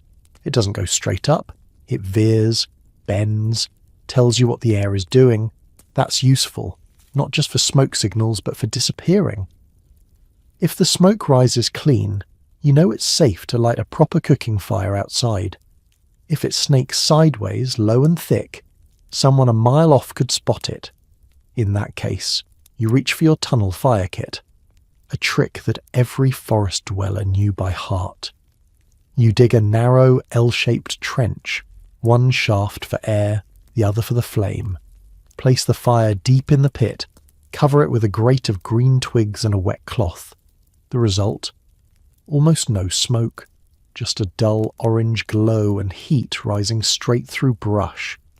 You can boil water, cook meat, roast roots, and no one will smell it unless they're breathing down your neck. You once used that trick during a patrol sweep. Watched 4 men pass within 10 paces while your fire pit bubbled away under a stone slab. They never looked down. You never blinked. You glance over at the barn now. Its chimney is fake. Just a blackened pipe stuffed with feathers and soot to mimic an abandoned flue. Real heat is vented through the root cellar. The smoke filtered through bundles of straw and dung hung along the tunnel like curtains. The smell is earthy. The air is grey, but it never signals life to the outside world. Even inside your cottage, light is misdirection. The front window, such as it is shielded by a horn pane dulled with ash. If you need to create the illusion of someone home, you light a fish oil wick lamp, place it in the front room, and hang your cloak on a post behind it. From outside, the silhouette moves as the fire flickers, a figure watching, standing, while you sleep beneath the floorboards, and sometimes fire becomes a lure. Your cousin once dug a pit at the edge of the tree line, lined it with dried leaves and brush, and lit a fire deep inside. The glow drew 2 raiders straight toward it. They stepped forward, snap, right into the trap. No shouting, just quiet dirt. Afterwards the fire was buried again, stones cooled with snow, no trace left. Fire has rules, but so does smoke. In some villages, women would carry bundles of wet grass and mint through the streets, letting smoke rise behind them in thin curls. Not just for scent, but as messages. The sick are here, the dead are gone, the door is open. A burnt sprig of rosemary meant morning, a twisted strand of bark, danger. That language died with the old women, but you still remember. Tonight you hang a burnt braid of straw above your door, just in case someone comes by who still speaks. And before you sleep, you stoke a last curl of smoke through the back vent, not enough to choke, just enough to speak quietly to the air. You don't always need words, you just need the right kind of fire, and the wisdom to know when it should never be seen. It starts with a scratch. Not hunger, not cold, not thirst, but a scratch. Behind the ear, beneath the collar, where the fabric rubs and the skin prickles. You don't think much of it at first, just dry air. Too much straw in the bedding, then another, and another. Soon you're waking with raw skin, rashes, bite trails. You know what's coming. Lice, and not just lice, fleas, mites, bedbugs, rats. The medieval home was not just a shelter, it was a battleground, a war fought quietly, constantly, with oil, fire, smoke, and desperation. You step outside and head for the coop, not to check the hens, to gather feathers, the downy kind, soft but slippery, perfect for repelling pests when sewn into seams and mattresses. You'll mix them with dried mint and rosemary and stuff them into the lining of your tunic. The smell will confuse the lice. It won't kill them, but it might keep them off your neck. Back inside, you set water to boil, steeping soapwort and wood ash into a thin grey lye. That'll soak your bedding later. You've done this before. Your hands still bear the red cracks from last winter's fight. Next, the rat traps. Not mechanical. No springs or snaps. Just barrel traps filled with scraps, lined with ash and greased sticks, positioned so that once a rat falls in, it can't climb out. You check 3 traps today. One's full. You won't waste it. It'll be skinned, the pelt scraped and boiled for glue, the bones crushed for the garden, the meat roasted if things get worse. You whisper a quiet apology. Survival doesn't leave time for sentiment. You inspect the beams next, running your fingers along the rafters for silver trails, signs of mites or weevils. You find none, but sprinkle dried tansy leaves there anyway. Pests hate tansy. People do too. It reeks like burnt medicine, but better that than waking up with blood-slick sheets. And then you grab the last weapon, the smoke pan. A shallow clay bowl filled with damp moss and dried cow dung, lit until it smoulders thick and slow. You carry it from room to room, waving the smoke into corners, under beds, into boots, behind bundles. It chokes the air, makes your eyes sting. But the pests hate it more than you do. You hang strips of raw onion skin in the doorframe, not because it smells good, it doesn't, but because the flies avoid it. Same with sage bundles in the rafters, burnt barley stalks near the window, and grease smeared on thresholds to catch ants and roaches. Once, your cousin boiled vinegar and iron nails, doused his mattress, and swore it cured his infestation. It probably didn't. But he never got lice again. Fear counts for something too. And when the war gets bad, when the crawling things win, you strip everything down, burn the bedding, shave your head, sleep on plain straw, and wrap yourself in leather until the worst has passed. There's no shame in it, only survival, because in the medieval home you are never alone, and not everything you share it with wants to be a guest. Night has settled again, and with it comes the scratching, not yours this time, but from the walls. You lie still, eyes open, listening to the soft shuffle of tiny claws behind the wattle and daub. It's not a thief, it's them. The rats are moving, not just one, a family. You've heard them for weeks, but tonight they're bold. The cold has driven them deeper, closer to your warmth, to your grain sack, To the corners you haven't dared clean because moving the bed means breaking the last crust of heat in the room. You sit up quietly and reach under the cot for your rat rake, a forked stick, crude and splintered, but long enough to prod the shadows. In your other hand, a burlap-wrapped brick, swung like a silent curse if anything darts out, but they don't, not yet. So you shift strategy. You reach for the onion glue traps, strips of canvas smeared with fat and thickened pine sap, sprinkled with flour to mimic food. You lay them under the table near the hearthstones beside the grain bin. Come morning, if you're lucky, you'll find one stuck there, squealing or still. Either way, it's one less mouth. You stand and move to the corner where the dried herbs hang. The bay leaves are brittle, the sage bundles are thinning. Time to replace them. You crumble a few into the cracks behind the shelves. You smear grease and soot along the base of the door, the old hedge-witch mixture meant to foul a rat's senses. It won't kill them. But it sends a message. Above you in the rafters, a faint buzz. You squint upward and spot the first of the winter's flesh flies, large and dumb, clinging to the warm timber. You light a sliver of juniper wood, wave the smoke upward, and watch it stagger, fall, vanish. You'll need to coat the beams again, charcoal mixed with vinegar and powdered eggshell, painted on with rags. The mixture turns black, flakes slowly, and poisons the tiny nests that burrow into damp wood. And just as you return to bed, you feel it again.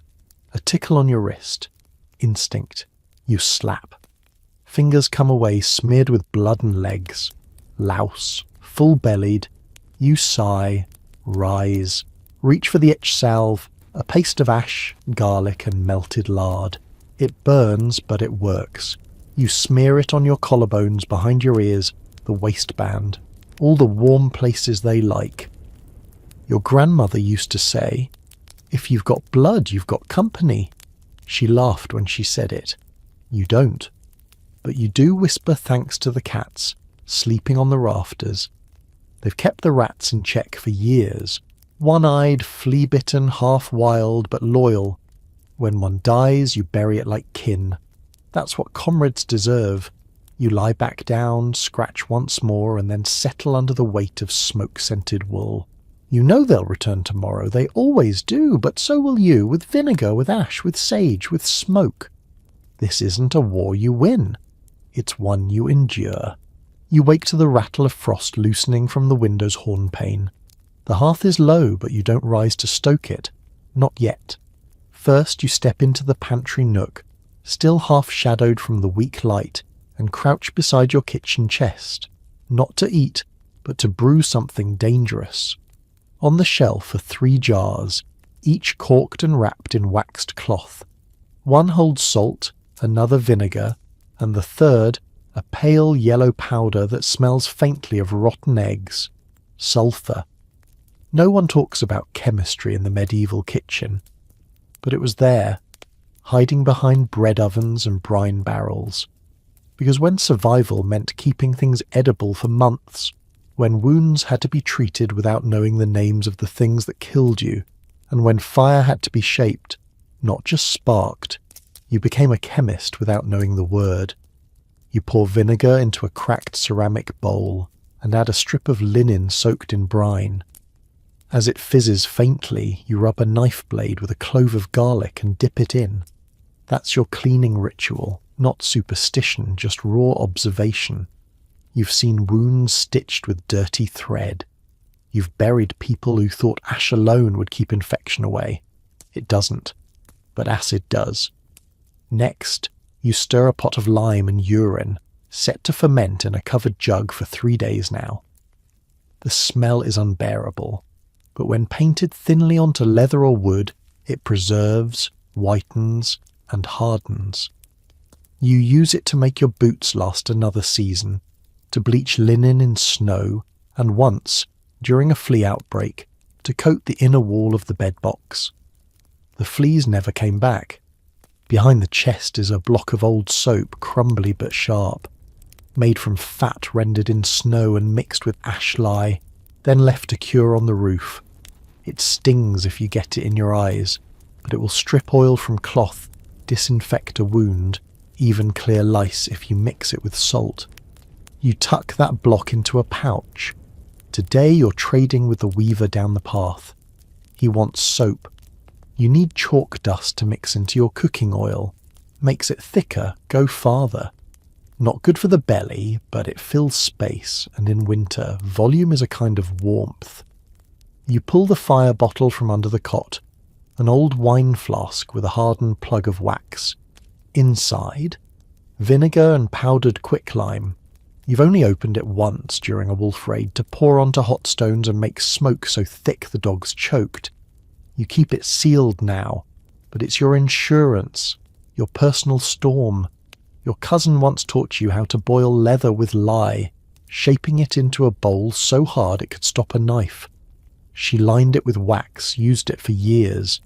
When it cracked, she ground it into powder, added it to grain stores to keep out pests. Nothing eats treated leather. And then there's brine. Always brine. Salt, vinegar, and thyme. That's how you keep cabbage alive in spring. How you pull blood out of a wound. How you wash a newborn's cloth before their first breath. You step back, fingers tingling from the vinegar, the lye, the ash. Your kitchen smells like rot, like fire, like something between medicine and poison. You call it breakfast prep, but it's really alchemy. You carry a bundle down the path, hands red from the vinegar fumes and soap lye. The wind bites harder this morning, but your cloak smells sharper than usual, acid and garlic, a mix that makes dogs veer away and folk on the road give you a bit more room. You don't mind, that smell is protection. At the weaver's hut you trade soap for a sack of chalk dust and crushed eggshell, all stored in a wax-lined pouch. You'll stir it into cooking oil for fake butter, or sprinkle it in grain bins to deter maggots. Too much, and it clogs the gut. Just enough, and it tricks the body into feeling full.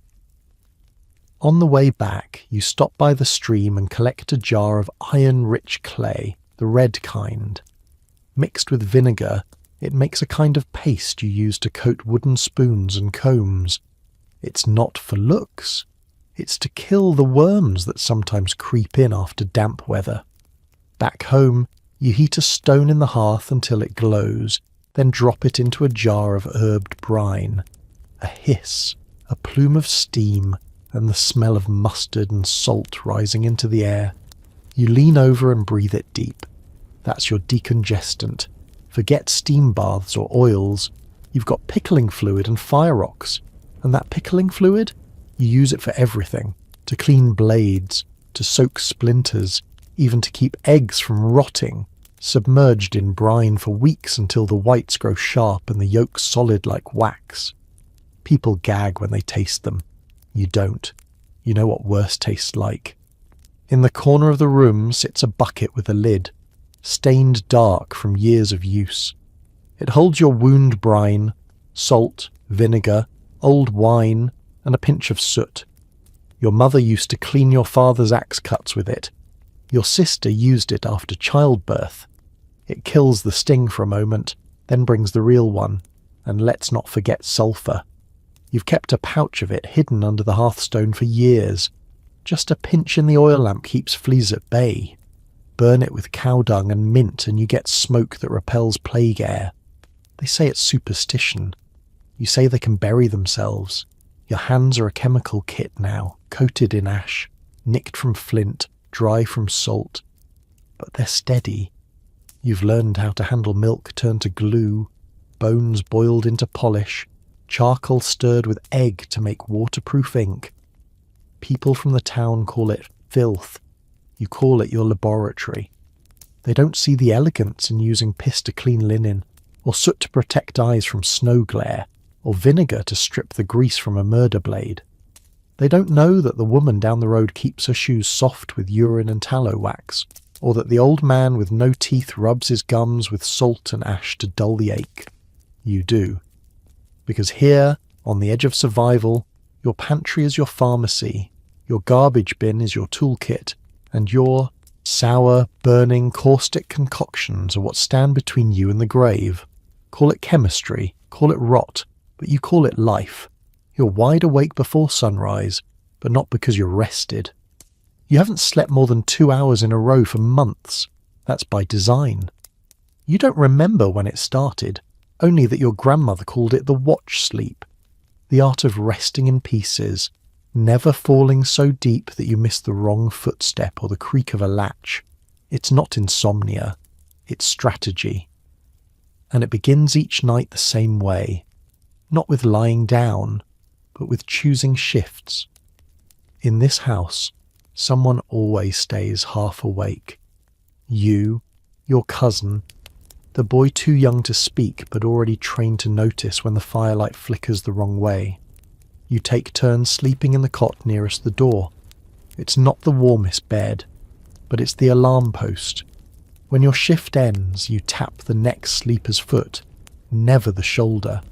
Too close to the heart, startles the breath, tap the foot, whisper nothing, then crawl to your nest by the hearth, where the ashes still radiate the last of yesterday's life. This way of sleeping has a rhythm.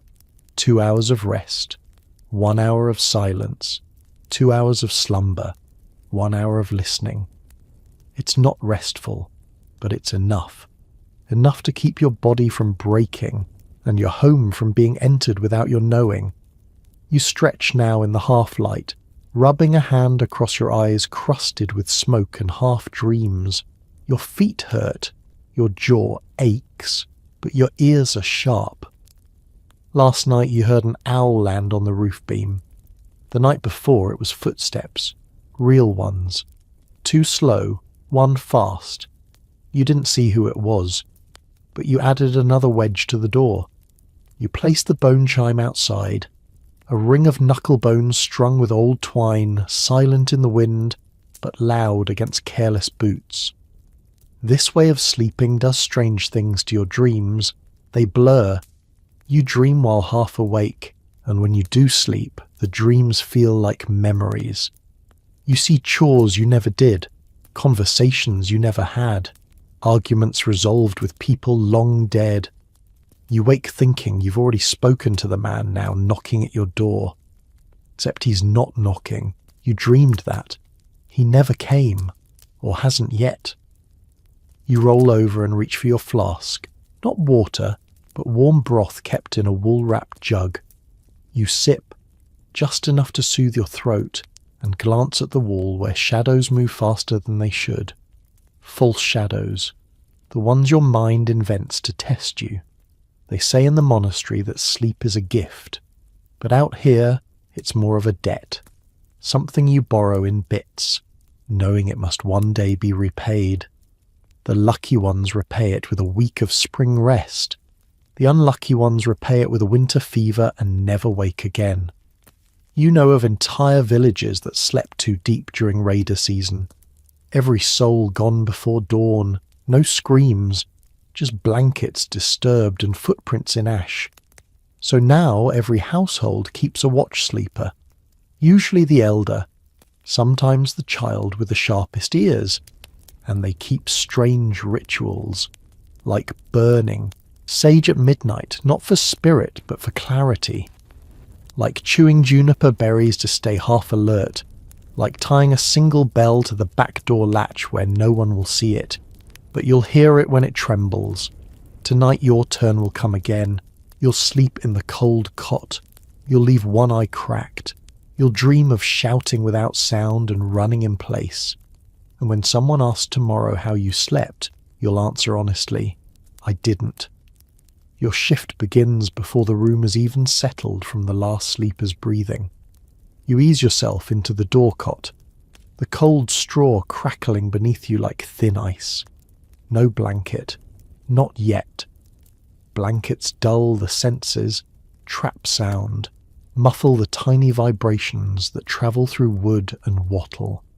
You sit upright, cloak wrapped only around your shoulders, and you listen.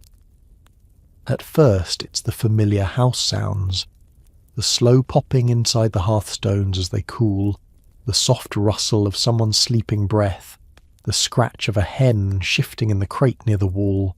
Nothing unusual, nothing dangerous. But this is the hour when danger comes, not in storms or screams, but in accidents. This is when people forget to latch the shutter, when the dying coal throws an unexpected spark, when a lonely traveller taps the wrong door, when a fox finds its way into the yard. Nothing dramatic, just enough to ruin a life if unnoticed.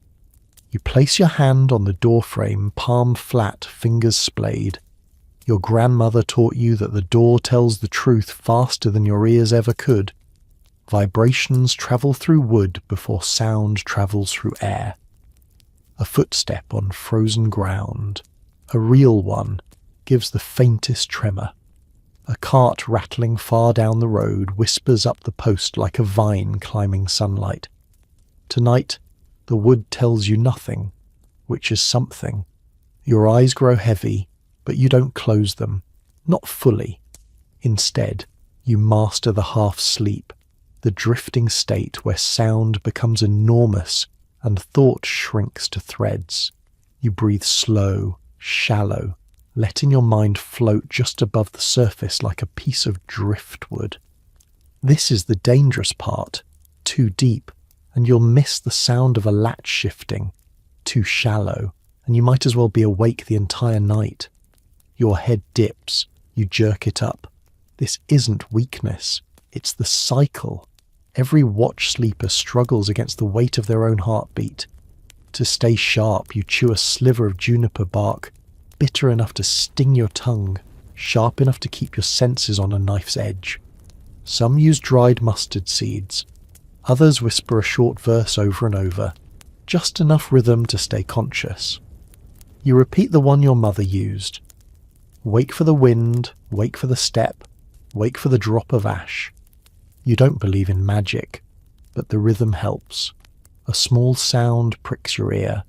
Not a knock, not a footstep, just shuffling. You lean forward, breath held, listening. Another shuffle, softer this time. Then a faint clink. You slide from the cot silently, crouch low, and move toward the wall vent. A quick peek through the shutter crack shows nothing but frost and moonlight. But the sound wasn't outside. It was beneath the floor. You creep to the cellar hatch and place your ear against it. Silence. You wait, count your heartbeats. Then it comes again. The tiny jostle of a clay jar brushing wood. A mouse? Maybe. A rat? Likely. A thief? Possible. You unlatch the hatch slowly and lower the smokestick, juniper and dried moss, down into the darkness. The smell drifts first, then the smoke. Then you hear the scurry, fast, panicked, then gone. Just a rat. Nothing more. But this is why you watch. Why you don't sleep deep. Why your dreams come in pieces. One loose jar, knocked over onto a coal pot, could fill the house with smoke by dawn. One rat chewing through the grain could ruin weeks of food. One missed sound could become a fire, a sickness, a raider's shadow. You settle back into the cot, pulse still quick. This is the truth no one writes in the chronicles. Most medieval lives weren't lost in battle, famine, or plague. They were lost in the hours when people slept too long. You won't make that mistake. You tighten your cloak, lean against the cold wall, and let your consciousness hover just above sleep. Balanced, quiet, waiting for the next whisper in the dark. Watch sleep, not rest. A promise. It begins with a smell. Not rot, not filth. Sweetness. Sickly. Cloying. Wrong. The kind of smell that clings to the back of your throat and doesn't match anything you've cooked or buried or burned. You know that smell. It's spoil. You step into the pantry with a lantern wrapped in cloth to dim the light, and you pull back the sack of barley first. It's safe. Then the oats. Still dry. But when you reach the turnip barrel, your fingers sink into something too soft. The rind splits open in your palm, and inside is a pulp the colour of wax and the consistency of wet paper. Another one lost.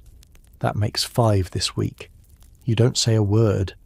You just breathe through your sleeve and pull the bad turnip free, placing it in a separate sack, one you'll bury later, far from the house. Maybe burn it if the wind's right. Because once the rot takes hold, it spreads faster than fire. This is the season of scavenger food, and you have to know the line between still good and dangerous, between just soft and sick. You tap on the side of a salted pork barrel. It sounds off.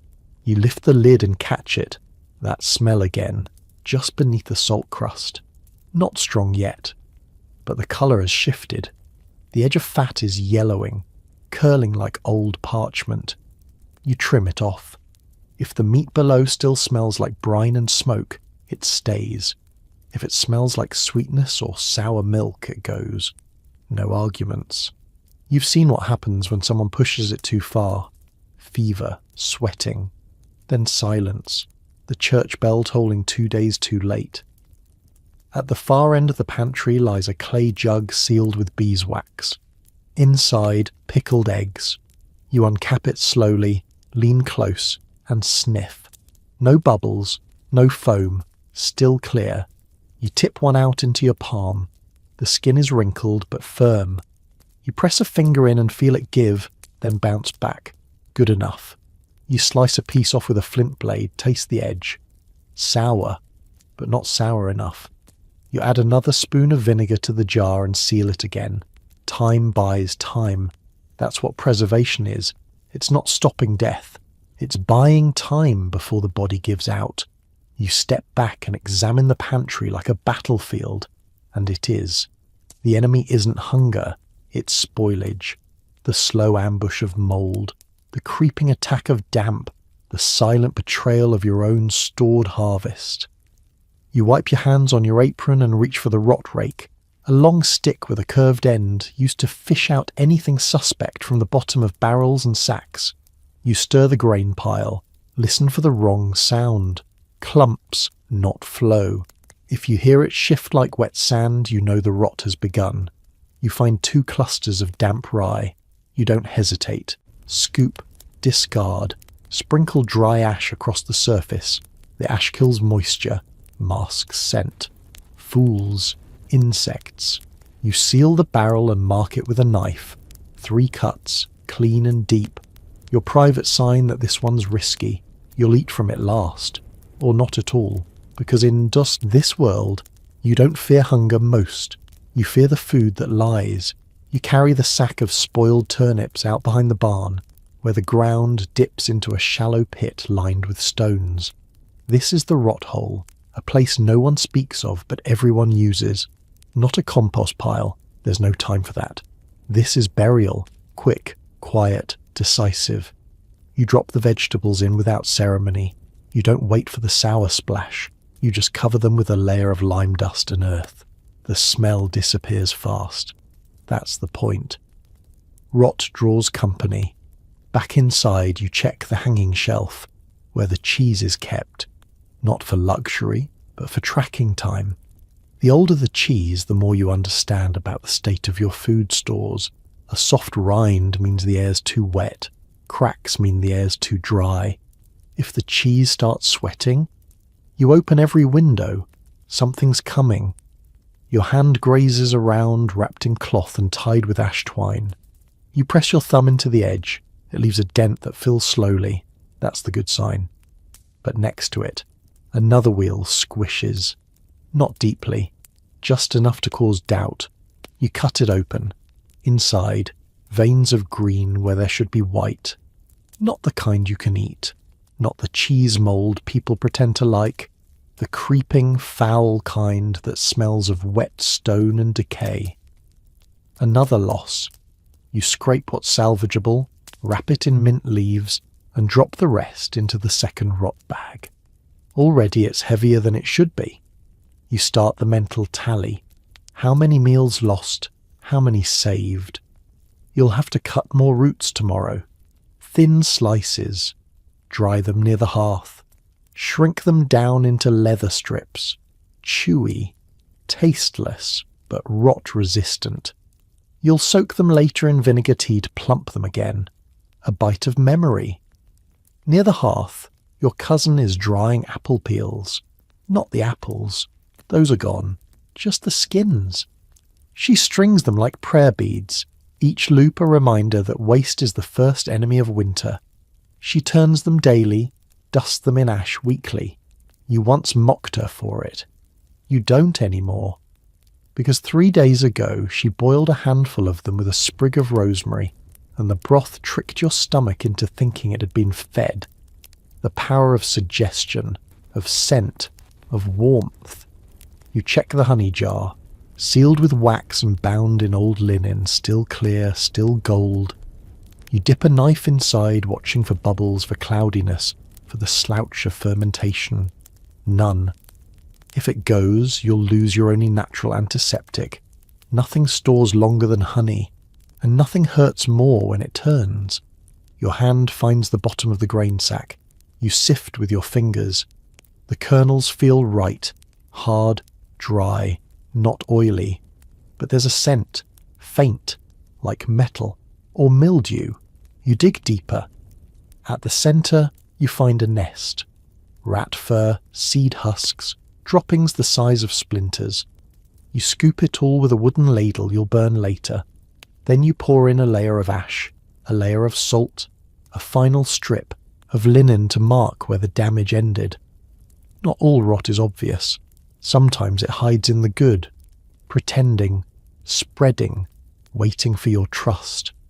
You sit on your heels and stare at your food stores, not in fear, but in calculation. Every pouch, every pot, every sealed jar is a question. Not, will this feed me, but will this betray me? Because out here, survival isn't just eating. It's knowing what not to eat. You don't live in your home so much as around it. The cottage is a shell, wood and stone to keep out wind and rain. But when survival tightens its grip, the idea of indoors becomes a fluid thing. Beds move to barns, cellars become kitchens, carts become beds. Today you're moving again. You drag the old hand cart from beneath the lean-to. Its wheels are shot, replaced with thick discs of pine, greased with tallow and wrapped at the edge with strips of rawhide to soften the jolt on rough paths. It squeaks. Of course it does. But it moves, and that's enough. You're not leaving. You're shifting, because the sun is warm for once and the cold won't last. So today, your sleeping spot becomes the ox cart lined with dried grass and stretched hide. A blanket pinned at the sides, weighted down with stones, forms a makeshift tent. You'll sleep here for the next 3 nights. Why? Because the back wall of the cottage is weeping, damp creeping up from the earth through the wattle into your bedding. That's how frostbite starts, from below. You toss a pouch into the cart, dried peas, flint, a knife, a folded wool pad, enough to stay alive without stepping back inside. This is how you survive when your shelter betrays you. Medieval folk didn't see homes as sacred boxes. They saw them as nodes, parts of a larger living space that included the barn loft, the storage pit, the animal lean-to, the overhang by the well. Home was where heat lasted longest, or where smoke didn't gather, or where you could dry socks by sunrise. You crouch beside the root cellar now, pulling open the moss-covered hatch. Not to fetch food, but to check the air. Stale, mouldy, still dry. It smells clean. You step down slowly, feeling the packed earth hold your weight. The walls are lined with woven baskets, half filled with turnips and straw. But there's space here. Dry space. You spread a mat, set a candle stub in the wall niche, curl up and close your eyes. It's not a bedroom, it's a fallback, a bunker. If the hearth smokes, if the roof leaks, if the door won't close, this is where you stay. And if the barn burns, you have the ditch behind the orchard, covered with old shutters, where you once stored winter apples. Not sweet anymore, but dry, edible. You check that too. The shutters are soft with rot but still hold. It's not comfortable, but it's invisible from the road. You remember your neighbour who turned a broken cart into his kitchen for an entire season? Roofed with hide, floored with slate, the wheel axles used to hang drying meat. When spring came, he used it again, to bury his dog, whose warmth kept him alive until March. You don't mourn the loss of walls, you repurpose them. Last year you slept a week under the threshing table, wrapped in horse blankets, cooking on a hot rock and storing your bread in a turned-over bucket hung from a rafter. Not one rat found it. That's what counts. Now, with your ox cart ready and your cellar clean, you pull a line of rope and bark between two posts, a place to hang damp clothes, a boundary, a new threshold, and just like that, your home has moved. No keys, no doors, no maps, just survival, on wheels, in holes, under planks, wherever the wind is weakest. The sun dips low, and the wind shifts direction, so you move again. Not far, not dramatic, just from the ox cart to the south wall of the barn, where the stone soaks up warmth all day and gives it back at night, slow and quiet. You're not alone in doing this. Everyone around you has learned to think in corners, not rooms. The north side of the yard is for daytime cooking, when the wind is right and the smoke won't blind the animals. The east wall is for grinding grain in the morning when the light hits just so. The west slope of the pasture becomes a place to wash, because the ground drains quickly and doesn't freeze as hard. Even indoors, you don't treat space like a map. You treat it like a shifting terrain of comfort. Today, you sleep beneath the windowsill. Tomorrow you'll move to the grain sack if the draft through the shutter gets worse. There's no shame in it. In fact, those who cling too hard to a proper bed are often the first to fall sick. You've seen it. Cousins who wouldn't abandon their straw mattress even when the chimney collapsed or the floorboards buckled with mould. They wanted a home that stayed still. But survival doesn't care about stillness. It cares about adaptation. You take a blanket and pull it into a low tent between a stump and a fence post. Inside, you tuck a heated stone, pulled from the fire an hour ago, wrapped in wool set near your feet. It'll radiate for hours, longer if you bury it under leaves. Above you, the stars begin to slide into view. You listen. No dogs, no carts, no owls tonight. Just the distant snort of a horse and the occasional creak of timber cooling in the air. You remember last winter, when you and your cousin built a shelter from hay bales inside the barn itself, stacked too high, with a linen cloth roof. The cows huddled nearby, their breath keeping the whole place warm. You read by the light of a fish oil lamp until the wick burned down to black. You lived better in that haystack than some people did in cottages with walls. Because warmth isn't about stone, it's about strategy. Even now you keep a bundle of hide sheets near the barn door. In a bad storm they can cover the ox cart and turn it into a windbreak. Flip the cart on its side, stack the wood crates, hang the hides, and suddenly you've got a new room, a travelling shelter.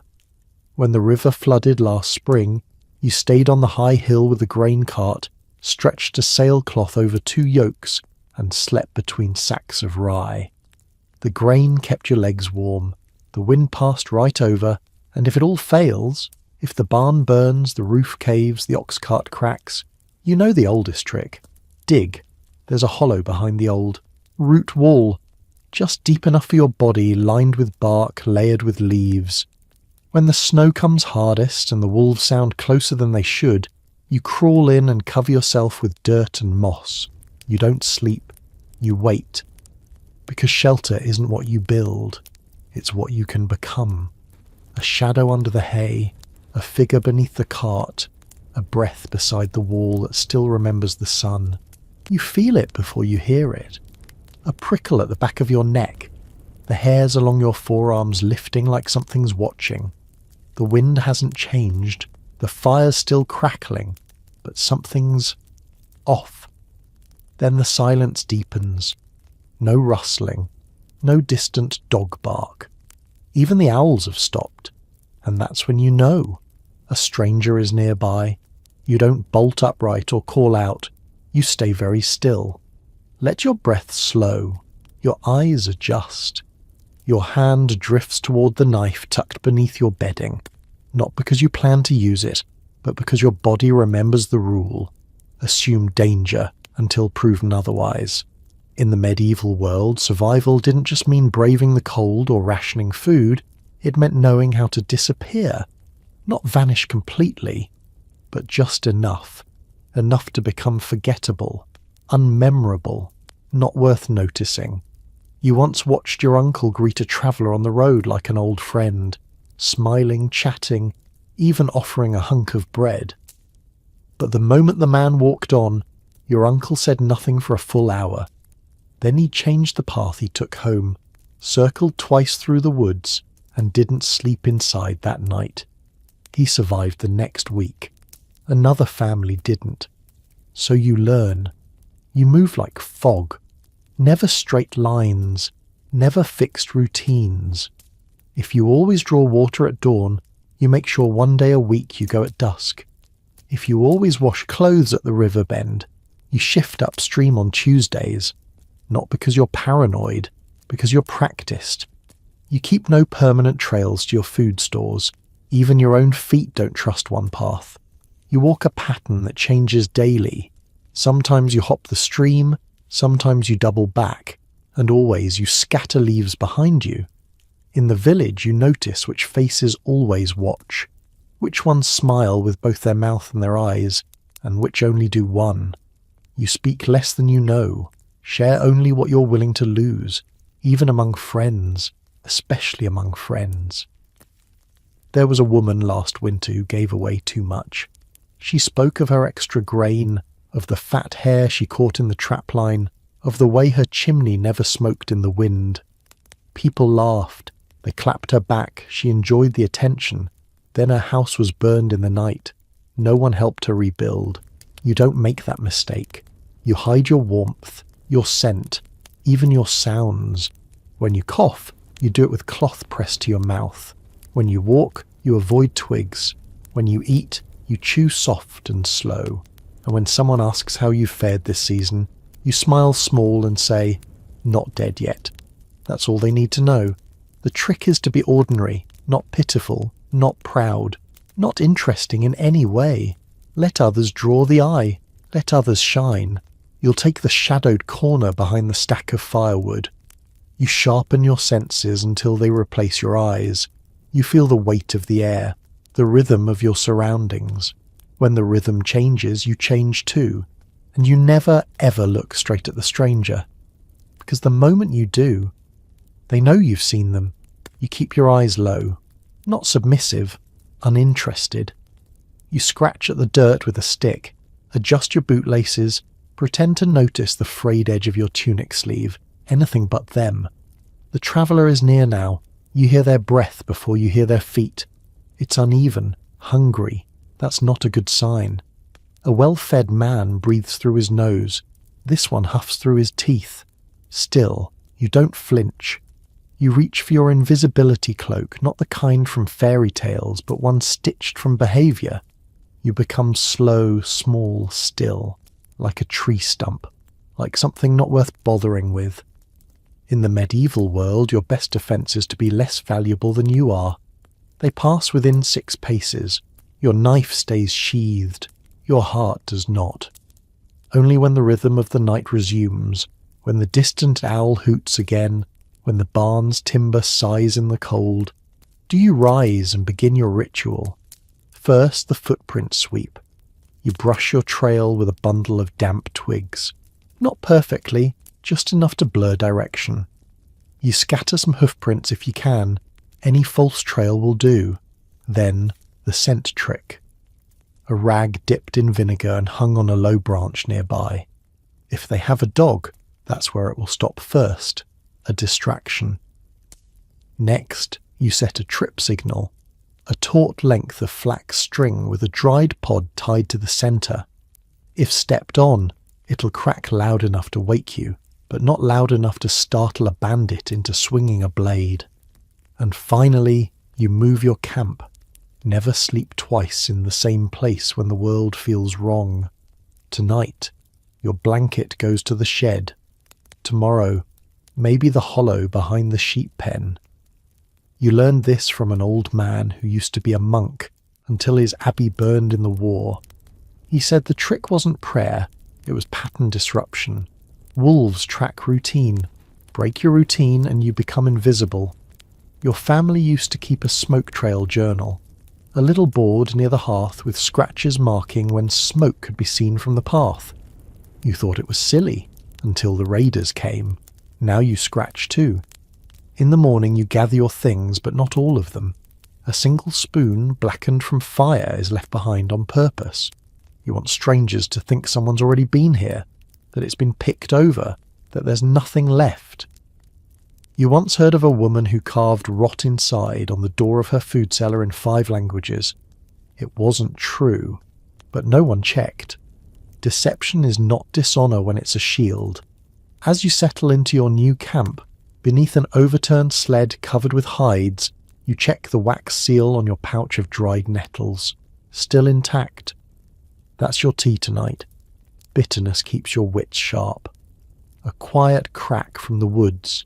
You don't startle, you breathe out. If they come back, you'll let them see you coughing, limping, clutching, your belly like you're ill. People avoid the sick faster than the armed. And if that doesn't work, you have one last trick, the mirror ring, a shard of polished copper strapped to your thumb. It catches sunlight just enough to signal someone over the ridge if things go bad. But you haven't used it yet, because the best kind of defense is making sure no one ever remembers you were here. You feel the storm coming long before the sky darkens. Your bones tighten. The air grows heavy. The animals shift uneasily. There's a stillness that isn't calm. It's the kind that makes you put down the spoon mid-stir and listen, as if the clouds themselves are holding their breath. Out here, you don't check a forecast. You read the world around you like scripture. That curl of cloud over the hills, trouble. The hush in the treetops, worse. The way the dog refuses to settle by the fire, that's the final warning. You've survived storms before, but this one smells like iron and snow, and you've learned, through bitter, bone-deep memory, that preparing early is your only shot. So you go to work, you pull the gut-strung shutters closed, thin leather cords soaked in vinegar and wax to resist freezing. They won't stop the wind, but they'll soften it. You double-wrap the door hinges with old cloth, not to keep them closed, but to keep them quiet. Rattling draws attention. In weather like this, silence is your second shelter. You bring the hens inside. Yes, they'll stink. Yes, they'll cluck all night. But frost kills quiet chickens faster than foxes do. And you pull the ash bucket from beneath the stove, not for cleaning, for insulation. You learned this trick from a woodsman who once slept in a tree hollow for 12 nights during an ice siege. He lined the inside with wood ash, dry, light, slightly warm, and made himself a nest. The ash trapped heat, repelled moisture, and kept his fingers from turning blue. Tonight, you'll dust it along the inside of your boots, pack it in your mittens, even sprinkle some beneath your blankets. You remember last year's storm, the one that started with sleet and ended with silence. 3 roofs collapsed. A cousin died, not from cold, but from carbon fumes, after closing every vent to keep the heat in. You know better now. You open one slat, just enough for air to pass, but not wind. You stuff the gaps with moss and woven rags dipped in wax. They'll stiffen, hold their shape, and survive the freeze. Then you gather your storm cache, a pouch stitched from deer skin, waterproofed with boiled fat. Inside, flatbread, dried garlic, honeycomb, flint, a waxed linen wick, and a bone needle. You tie it to your wrist. You never know when you'll have to crawl your way out of the house. Storms don't just batter walls, they trap minds. In the dark, when wind howls and beams groan, you forget how long it's been. Minutes stretch. Panic creeps in with the drafts. You light a candle not for warmth, but to mark time. Drip by drip it tells you, still here, still alive. You check your storm bell. A copper spoon dangling from the ceiling by a hair. If the roof begins to sag, it will swing. Not loud, just enough. Enough to wake you before it falls. As the first flakes hiss against the shutter, you hunker down. You fed the fire with slow-burning peat wrapped in dung cake. It won't blaze, but it will last. The stew is thick. The dog is curled beside your feet, and you have your escape plan, because survival isn't about waiting out the storm. It's about knowing when to move through it. Midnight comes, and the storm deepens. Not with thunder or lightning, just a pressure. A weight in the air that presses against the walls, the roof, your chest. You can feel the wind pulling at the shutters like greedy hands, searching for weakness. The fire crackles low. You've banked it well.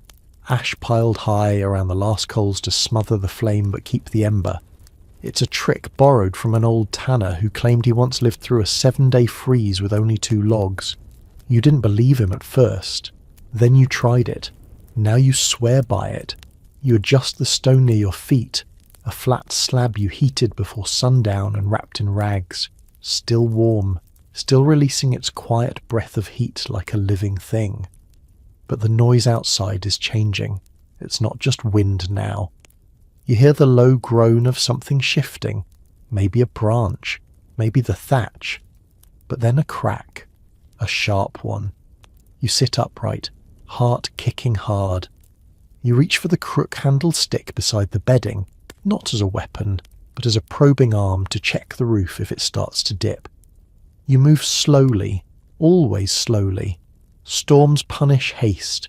You check the support beam, tap once, tap twice, still firm. Back beneath the blankets, you listen. Think. Remember. Last spring, during the thaw, a family not far from here had their roof give way in the night. The thatch was fine, but the snowmelt had seeped into the rafters for weeks. When it finally froze again, the whole beam split with no warning. 3 people under it, only 1 walked out. You don't plan to be remembered that way, so you review your exit drill. Boots, by the wall, cloak, folded near the door, waxed side out. The breather cloth, a scrap of linen soaked in vinegar to warm the air in your lungs, is inside your hat. All within reach. Even if you had to crawl out through snow, blind, barefoot, you'd have enough to reach the woodshed. You've already shoveled a wind tunnel, a narrow trench downwind of the shed where the drift can't pile too high. It won't last the night, but it'll buy you 5 minutes, maybe 10. That's all you need.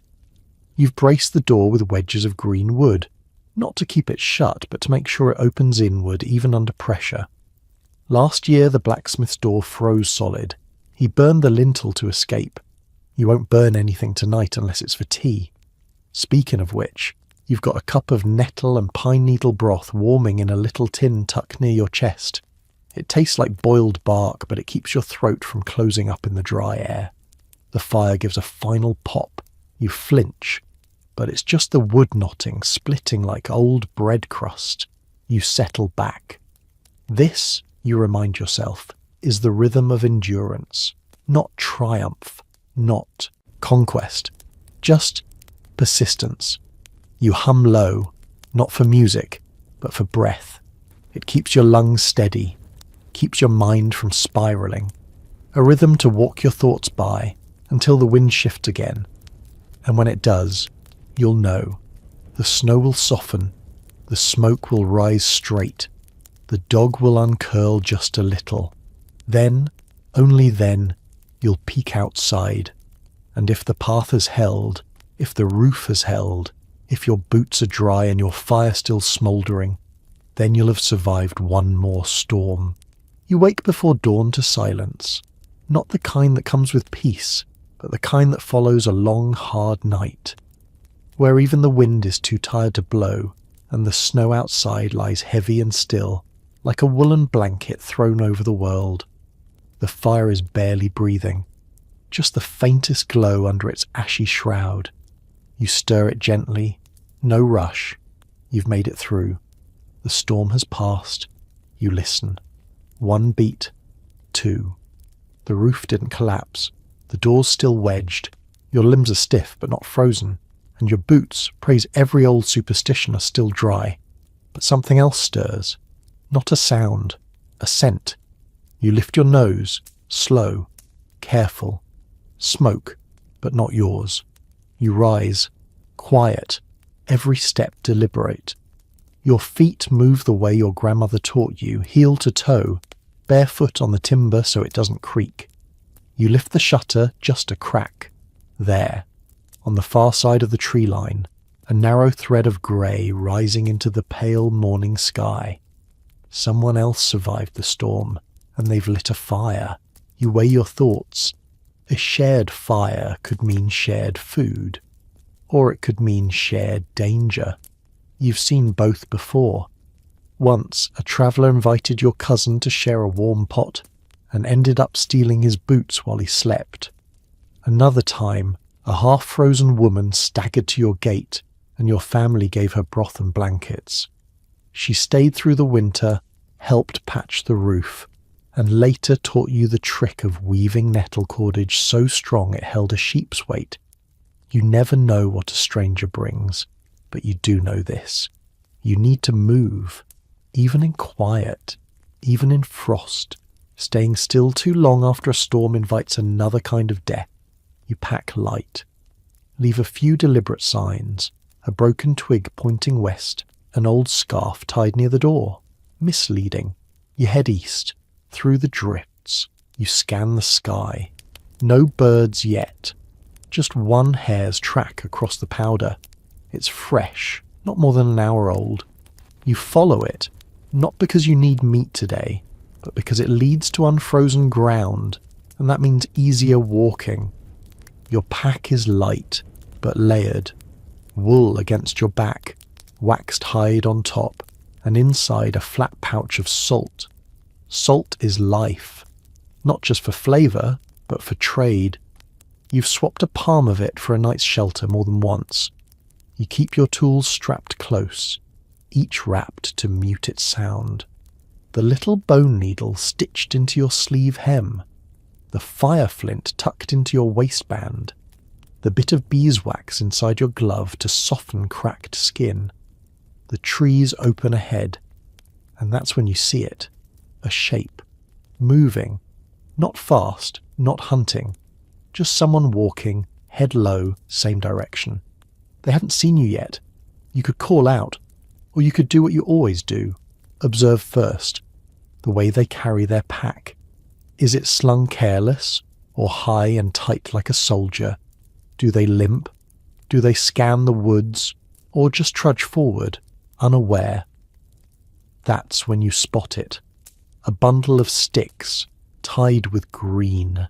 Cord slung across their back, not firewood, not fuel, traps. They're a forager. You consider your options, heart steady. Maybe today you risk the fire, maybe. You keep your distance. 10 paces? No, too close.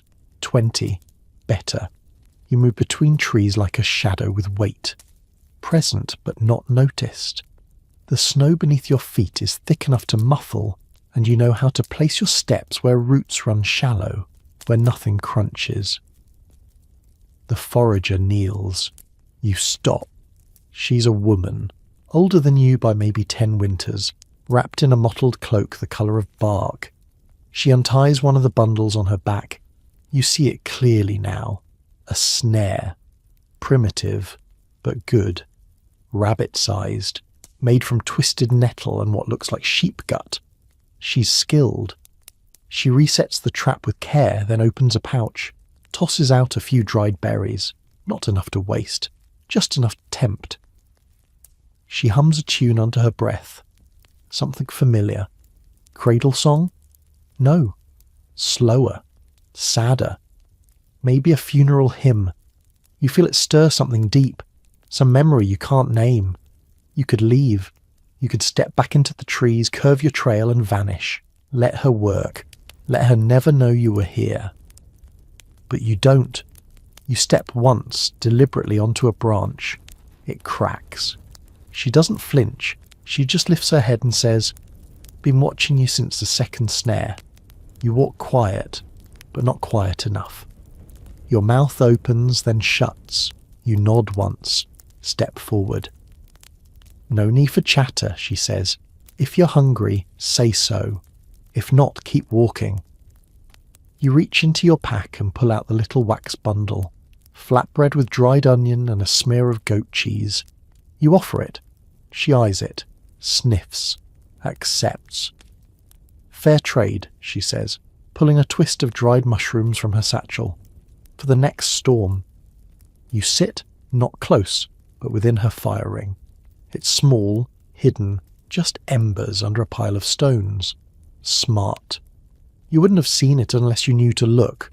She pours a trickle of water from a sealed bladder made of pigskin, stirs in the mushrooms, and hands you a bit of nettle to chew while it steeps. Not tasty, but it keeps the hunger pangs down. As you eat in silence, she tells you, not stories, but facts, warnings. There's a sickness 3 valleys over, not plague, something else. Cattle won't drink. People coughing black. She hands you a clove of garlic. Bite once before sleep. Keeps the lungs clear. She's not kind, but she's honest, and that's rarer. By dusk she's on her feet again. "I don't camp twice," she says, echoing the old rule, "and I don't share names. But if you pass the hawthorn tree with the burnt side, leave a sign. I'll know it's you." You nod. She's gone in 2 breaths. Not a goodbye, not needed. You remain a while longer, staring at the little fire. You think about how many times survival has looked like this. Not a victory, not a battle won, but a bowl of broth shared with a stranger who knows how to tie a snare better than you. The wind picks up again, just a whisper. You scatter the fire, cover the coals with ash, then you shoulder your pack and begin walking west, toward the place she came from, toward the trail you would have missed, but now you know it's there. The ground is changing beneath your boots. Gone is the dry crunch of frost.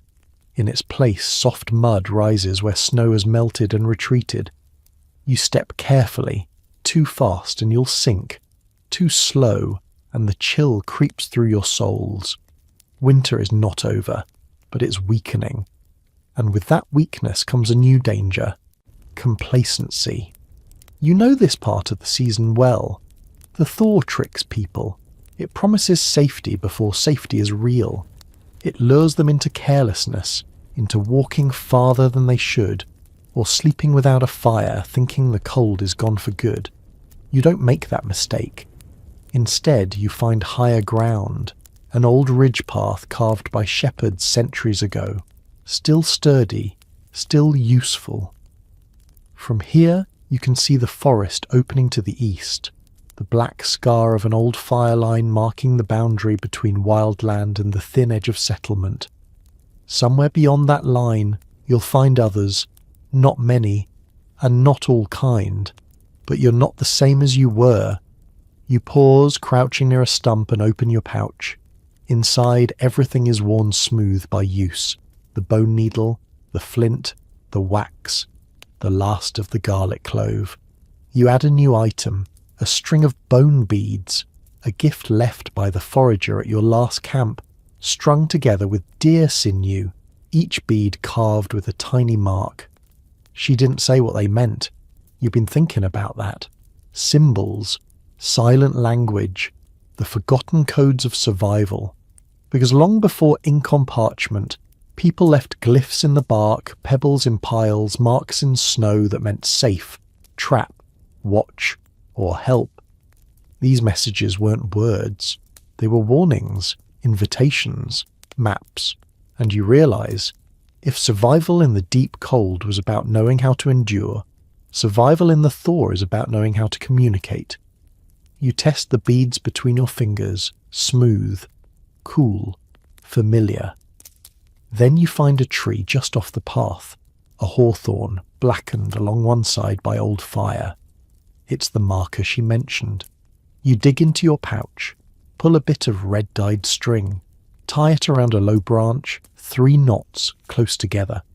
A symbol from your childhood, safe trail, but turn back if bleeding. You hope she sees it. You press forward, and soon you smell something unexpected. Yeast.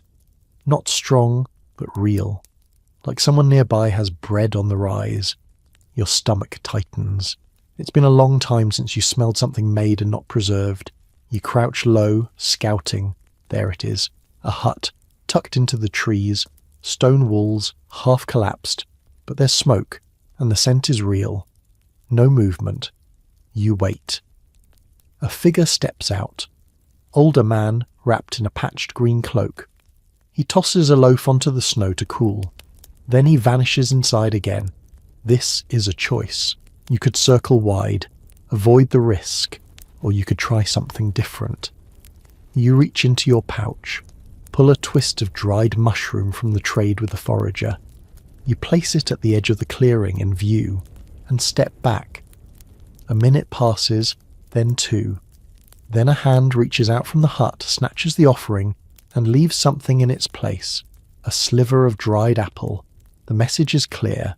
You step forward. For the first time in weeks, you approach a doorway not with a blade ready, but with a story on your lips.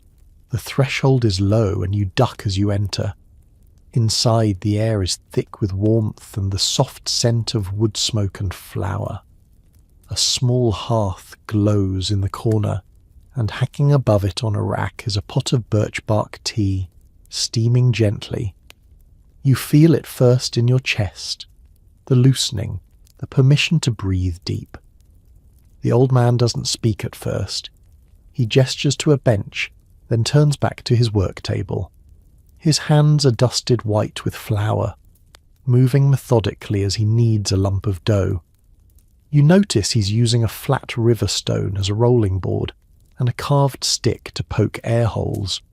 Makeshift, but effective. The walls are lined with shelves, odd things, all of them. Bundles of dried nettle, spools of twine, a row of glass jars filled with cloudy liquids and preserved roots. But what stands out is the parchment nailed to the back wall, covered in symbols, not letters, not maps, marks, just like the ones carved into your bone beads. He catches you looking and gives a small grunt.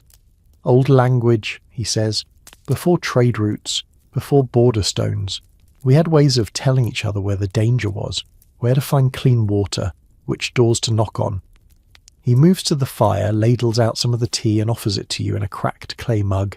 You sip. It's sharp, earthy, slightly sweet. You from the valley? He asks. You shake your head. He nods. Figured. People from the valley don't survive this long. You talk, slowly at first, then more freely. You tell him about the snare woman, about the storm, about the hawthorn tree and the symbol you left behind. You even show him the bead string. He takes it, turns it over in his palm and adds one more, a bead from his own wrist. Smooth dark wood, carved with a spiral. For journeying forward, he says, means there's more to see. He teaches you things that night, not with lectures, but with gestures. How to scrape the green off bread and still use it safely. How to dry a crack boot with hot sand sewn into cloth. How to quiet your breath so you don't fog a window when watching from within. You stay until the fire burns low again. He doesn't offer a bed. You don't expect one. You rise, nod once in thanks, and leave the same way you came. Outside, the world is still, but it's not empty. You head east again, toward the ridgeline. A new wind picks up behind you. Not cruel this time, but brisk, moving things along. You pull your cloak tighter, adjust your pack, and something shifts inside. Because all along this journey, through storms, through silence, through flint and frost, you've realized something few ever do. Survival isn't just about skill, it's about reading the world around you, about memory passed without words, about gestures, trade, trust and timing, about knowing when to stay and when to go. The techniques the world forgot weren't forgotten because they failed. They were forgotten because people assumed they'd never be needed again. But you remember. You carry them now, in muscle, in breath, in the curl of your fingers when tying a knot, or in the way you feel for heat beneath ash before striking new flame. And somewhere, deep in your bones, you know this. You won't just survive the next winter. You'll be ready for it. You've made it. Through storm and silence, through hidden paths, shared fires, and quiet gestures passed between strangers. Let it all soften now.